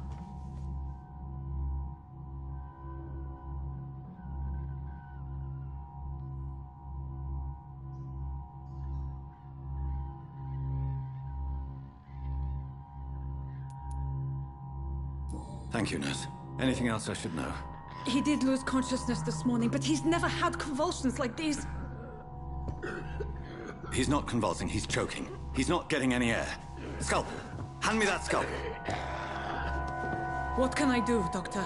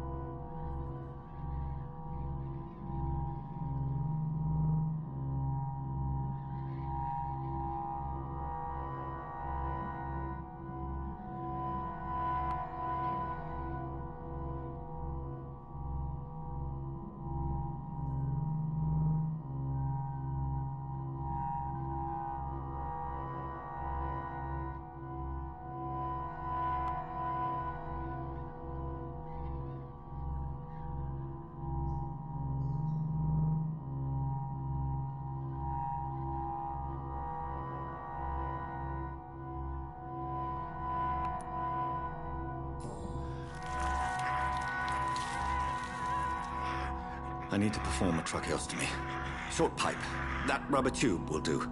We're going to cut a passage for air through the neck. Yes, Doctor. He's breathing again, but he's coughing up blood. Internal hemorrhaging. I need to make another incision into the chest cavity to drain the fluids from the lung. Prepare another tube. A thoracostomy? Doctor, we've nothing to fight the infection. We need an aseptic environment.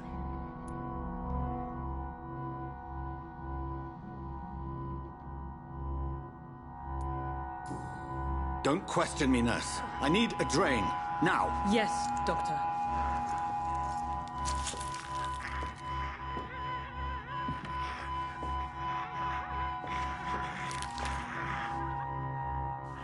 He's still bleeding, Doctor. I'm losing his pulse. The drain must have punctured the intercostal artery. There's too much blood.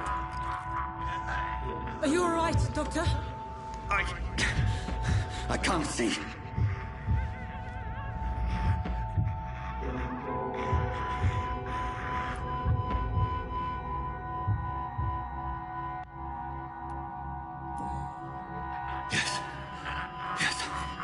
I have this, nurse.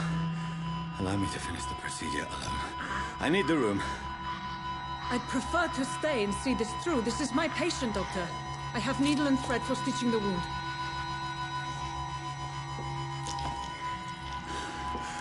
Good. The stitches are holding. How's he doing? We're losing him. We've lost his pulse. He's dying, Doctor!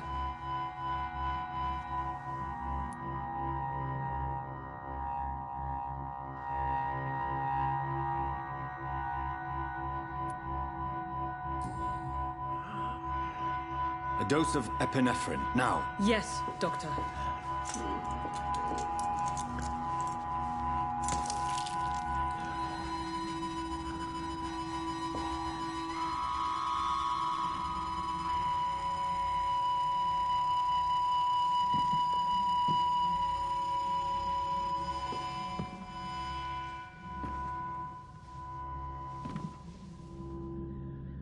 We've lost the pulse.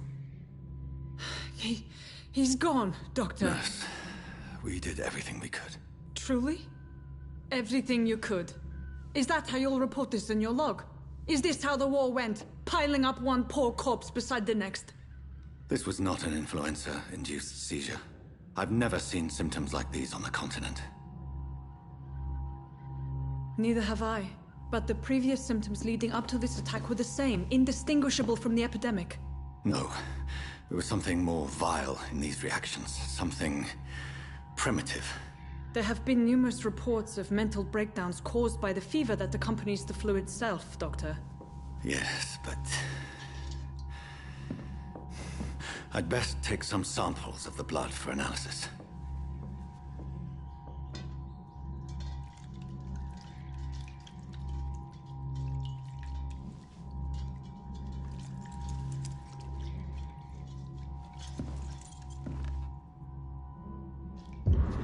I doubt you're here to test my... I suspect it was more than intuition alone that led you to us. So, how might I be of service, Dr. Reed? I've come to put an end to this insufferable blackmailing, Dorothy. Doctor, you think your warnings scare me? I've stolen and plied, blackmailed and lied, but what else am I to do? I'm all these people have. You've convinced me of the sincerity of your actions and their noble justifications. But all the same, blackmail is a crime, and it will stop, Nurse Crane. So, are you going to turn me over to the authorities?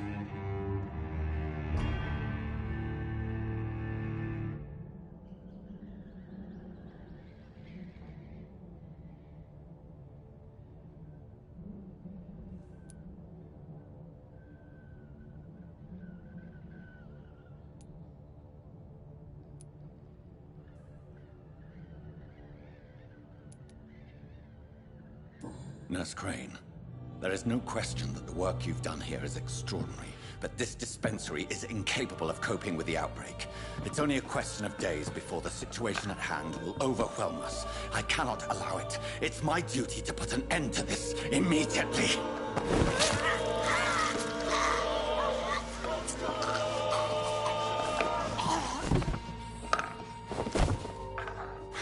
I'm not ashamed.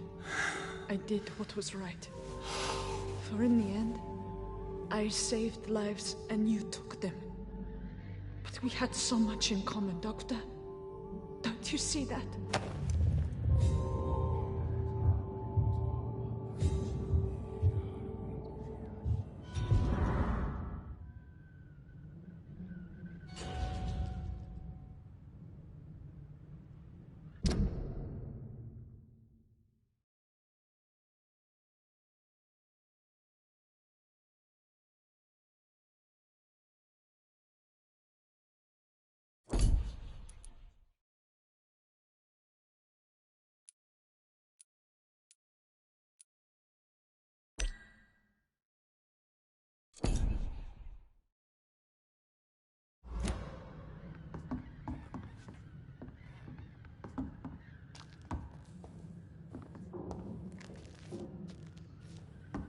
I cannot enter.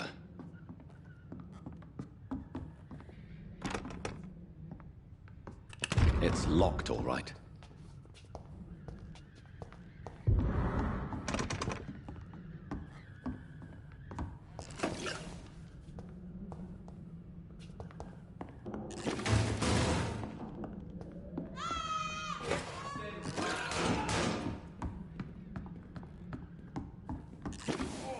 This one stinks already. Die,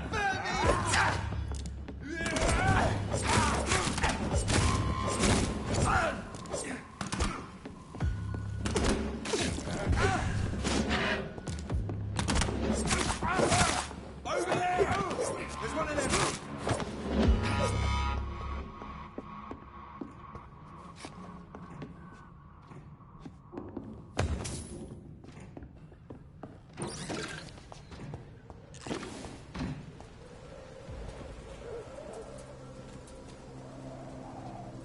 A leech!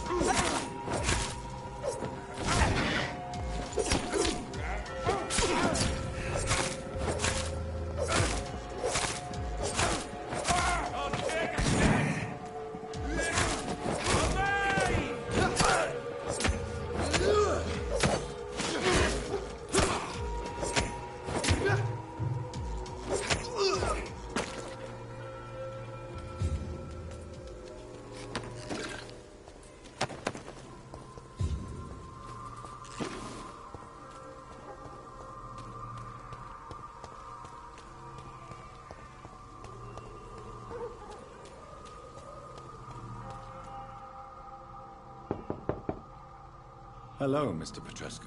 Hello, Dr. Reed. Come on in.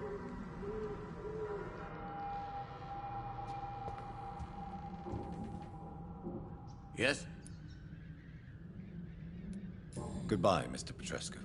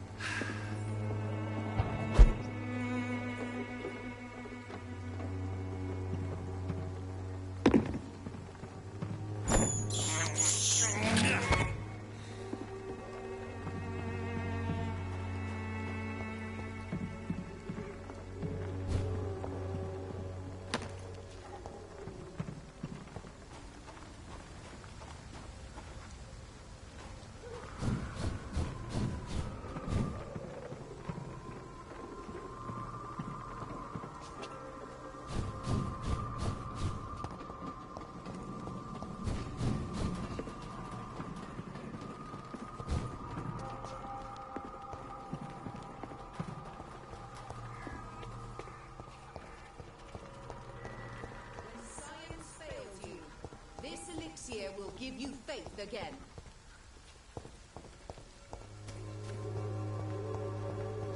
Its effectiveness has been proven by many. Me, I'll not die in some piss-stinking alley reeking worse than a week-old lavvy.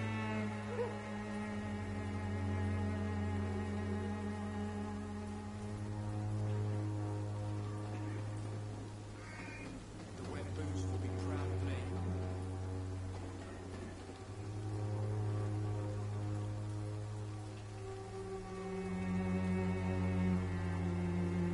I won't end up another drunk arsehole littering the streets. Not me.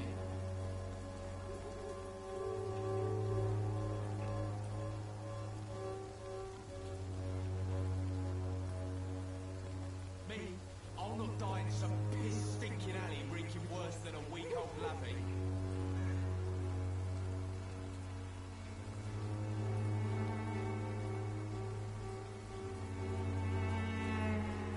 The wet boots will be proud of me.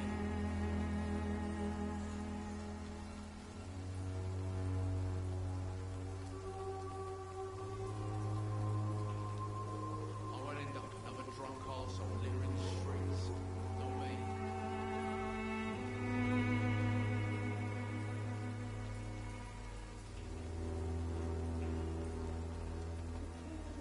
The wet boots will be proud of me.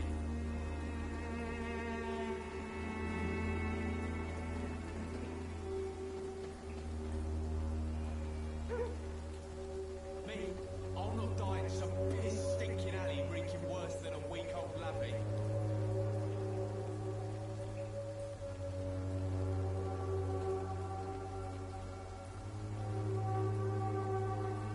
The wet boots will be proud of me.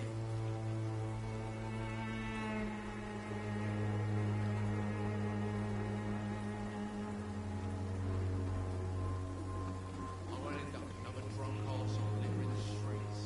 Not me.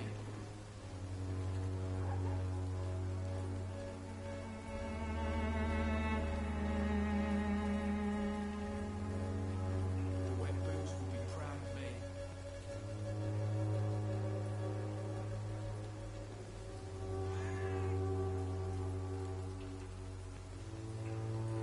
Me, I'll not die in some piss-stinking alley reeking worse than a week-old lavvy.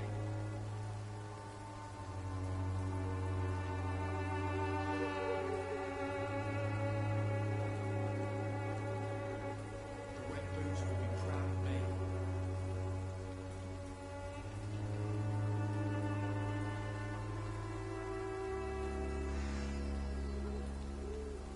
I won't end up another drunk arsehole littering the streets. Not me.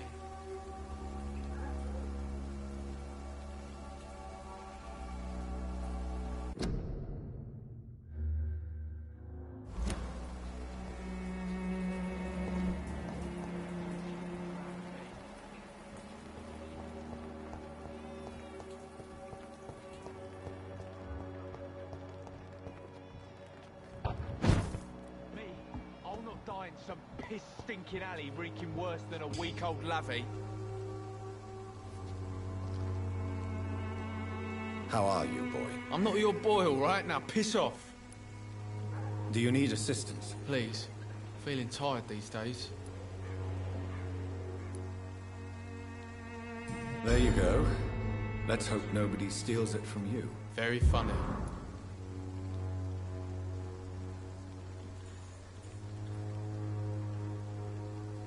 Goodbye, young man. Me, I'll not die in some piss-stinking alley reeking worse than a week-old lavvy.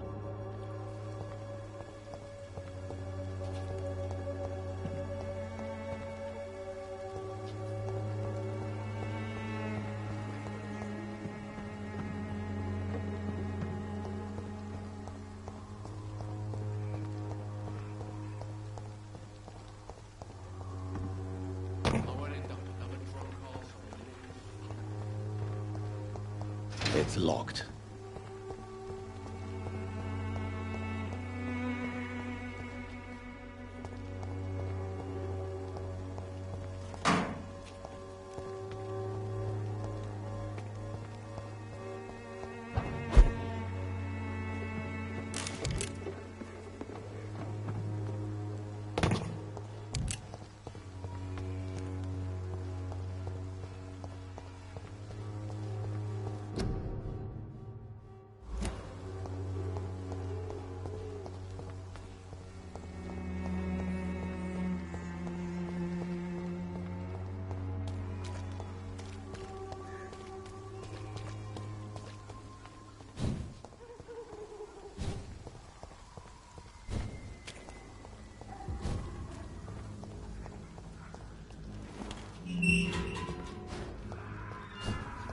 human blood. Whoever left these marks did so deliberately.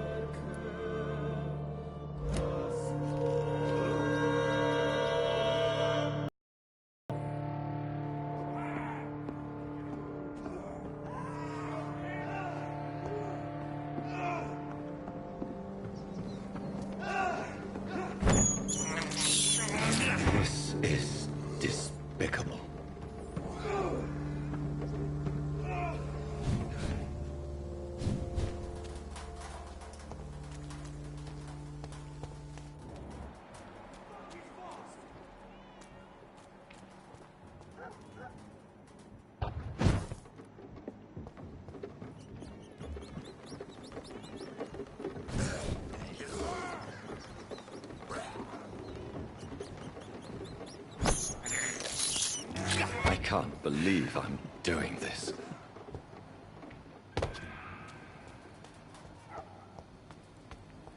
Kill it, boy! Crush the leech, boys!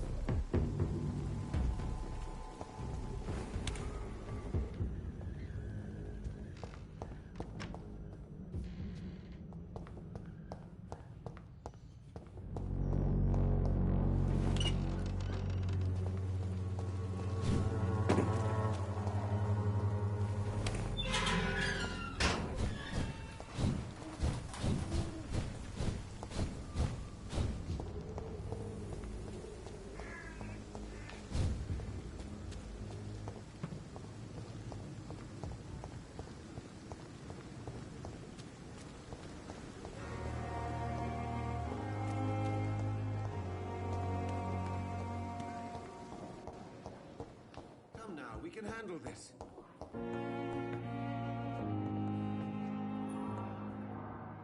Good evening, Dr. Strickland. Have you seen any suspicious activity in the vicinity, Dr. Reed? No more than usual. This is no laughing matter, Dr. Reed. A patient of mine has been murdered. Mr. Fiddick is dead. I should have been more cautious.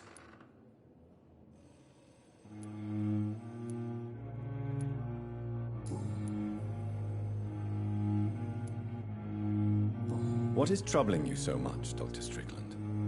Is there something else? I had to meet face to face with the son and daughter of Mr. Fiddick this afternoon. Their eyes.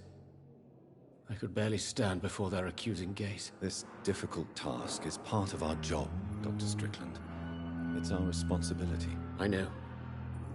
As I also know they'll never get the answer to the question they daren't ask. They were the embodiment of cold fatalism. Why are you blaming yourself for the death of Mr. Fiddick? It is our fault. Mr. Fiddick has stayed longer than needed here because Dr. Ackroyd and I could not agree on the correct treatment. This argument has nothing to do with his death. He was murdered. But if we had performed the surgery sooner, he would have left the hospital and avoided this fate. Goodbye, Dr. Strickland.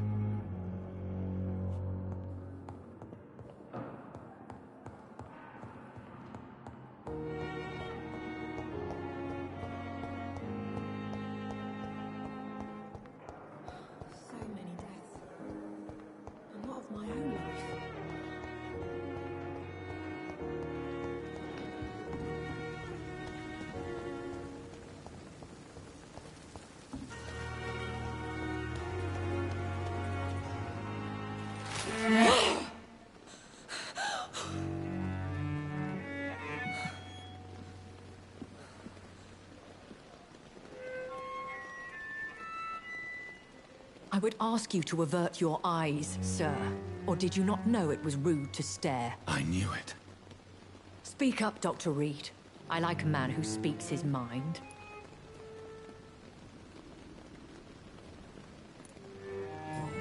killed him.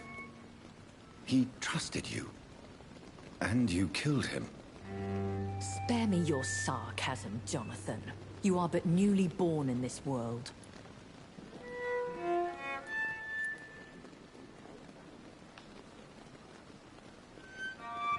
We are vampires. We live by leeching the blood from weaker prey. We are Darwin's next chapter. His cynical and perhaps ultimate expression. The situation is somewhat awkward nonetheless. I have not been observed sustaining myself for many decades. I have to say I'm a trifle embarrassed. Anyway, I have concluded my inquiries concerning your blackmailer. I see. Please excuse my agitated state. Under normal circumstances, I wouldn't let anyone see me in this condition. The case is closed. Permanently. You will not be bothered anymore by the woman. And who was this woman? If you must know, she worked under my employ as Nurse Crane. But I'll wager that's not what will be written on her gravestone. You killed her? Is that what you consider discretion and diplomacy, Dr. Reed? I did what I thought was best, and acted accordingly. You will learn that trust is a rare and precious commodity in the Immortals' world, my young doctor. And your actions have not induced me to offer you my support.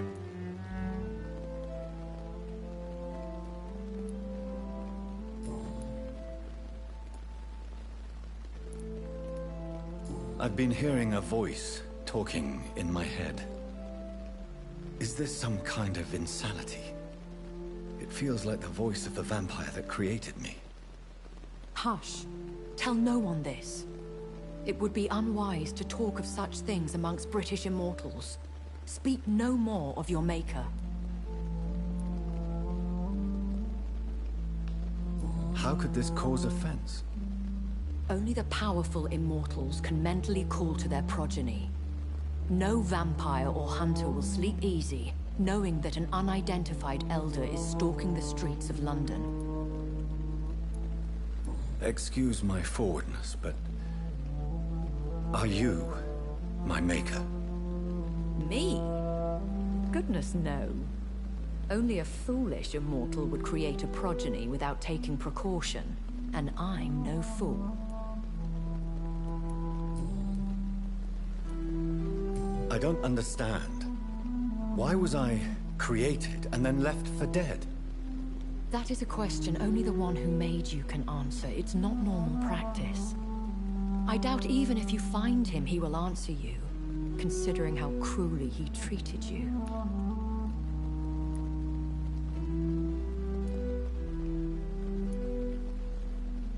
So me being a vampire could have been a mistake. I very much doubt it, Jonathan. Contrary to the legends, it is not as simple to make another vampire by just biting someone. I'd like to avoid creating another vampire by mistake anyway. Tell me, how is it done? The process is dangerous. It could even kill your potential progeny.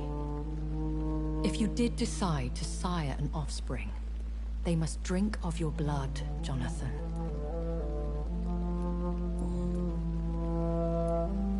A vampire? Is that what I am? What we are? Such a crude word, defined by penny dreadfuls and drunken hacks. No. You are now an Ekon, and that you shall remain.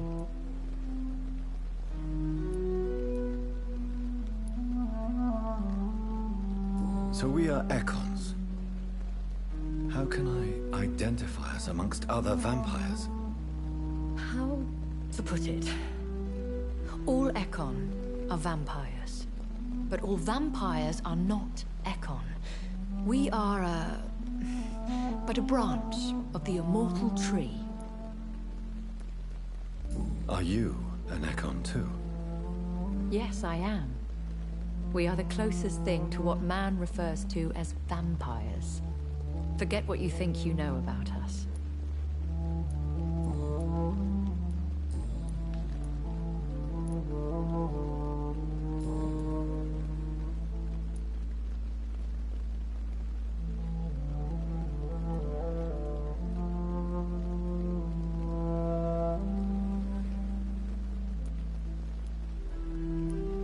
I know this is beyond the pale, but may I inquire your age?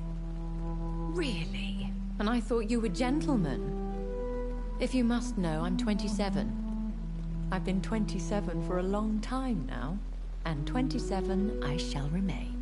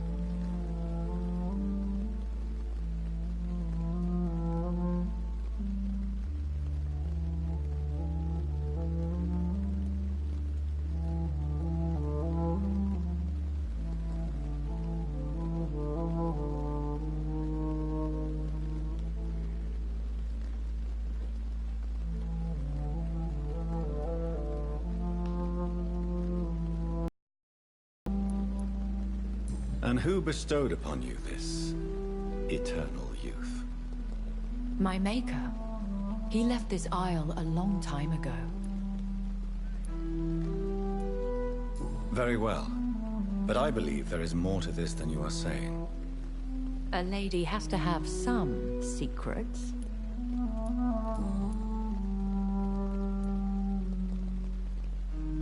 Why did you save me in the canning factory? I could hardly stand by and watch such a promising young blood as yourself be torn to shreds by some gutter scowl. William Bishop wasn't the vampire that created me then? No, Jonathan. Whatever their strength and demeanor, Scowls are the progeny of careless vampires. It cannot be the other way round. What type of vampire is a Skull? Not a true vampire. The deformed offspring of lesser vampires. It is a shame these creatures run wild, slaves to their baser instincts. Why does Dr. Swansea allow you to feed on the patients of the hospital? Dr. Swansea is a good and compassionate man. He is trying to find a solution for our hunger. Until that happens, he is clever enough to understand that I only feed upon the dying.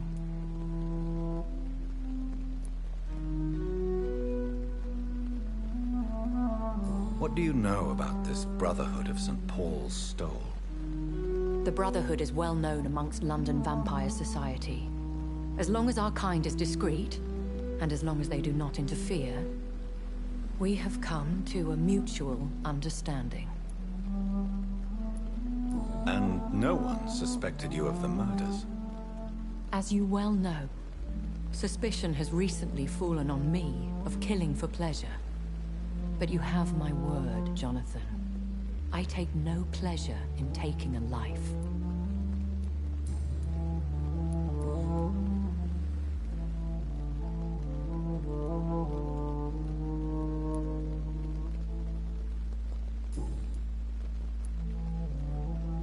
I've been away from London and England for 3 years. This isn't the city I remember. Things have gone from bad to worse here, Jonathan. I've lived in this city for a long time, and I've never seen it like this. The Spanish flu has hit London that bad. Yes, but it's not just that. I've heard things. Things I've not heard for a very, very long time. There are whispers in the shadows. Something far worse than the Spanish flu is here in the city.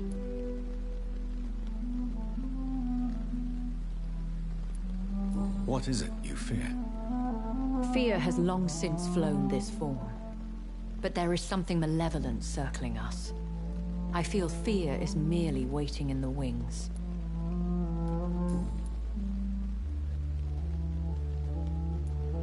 Are there many vampires here in London? Immortals are of a rare breed, and we often tend to hide. But you may occasionally meet some of us at night. Will they all be as affable as you, my lady? I do not see why not. But remember, even the shark smiles before he bites. That sounds like a lesson from experience.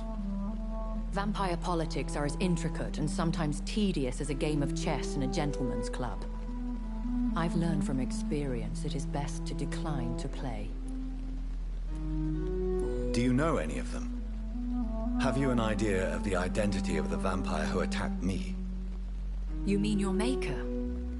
No, Jonathan, I have no clue. But I fear he or she is as careless as cruel. To let you discover your new condition by yourself. What do you mean? Every now and then, you may discover an immortal in the deep of the night. But we are a rare and reclusive breed. Our progeny is almost never accidental.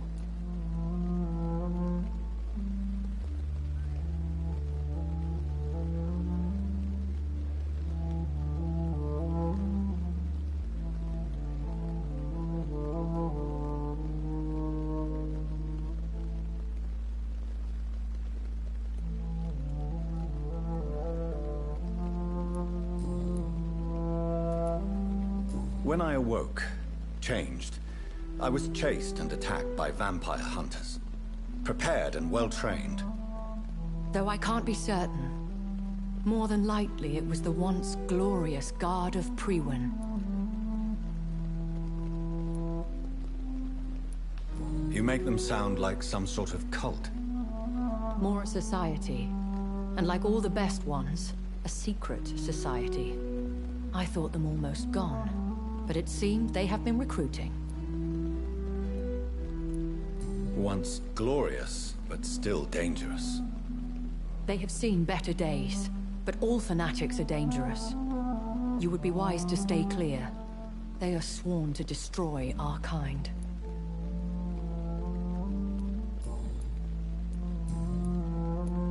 I bid you farewell, for now, my lady. I must quickly analyze the blood I took from Nurse Crane's patient.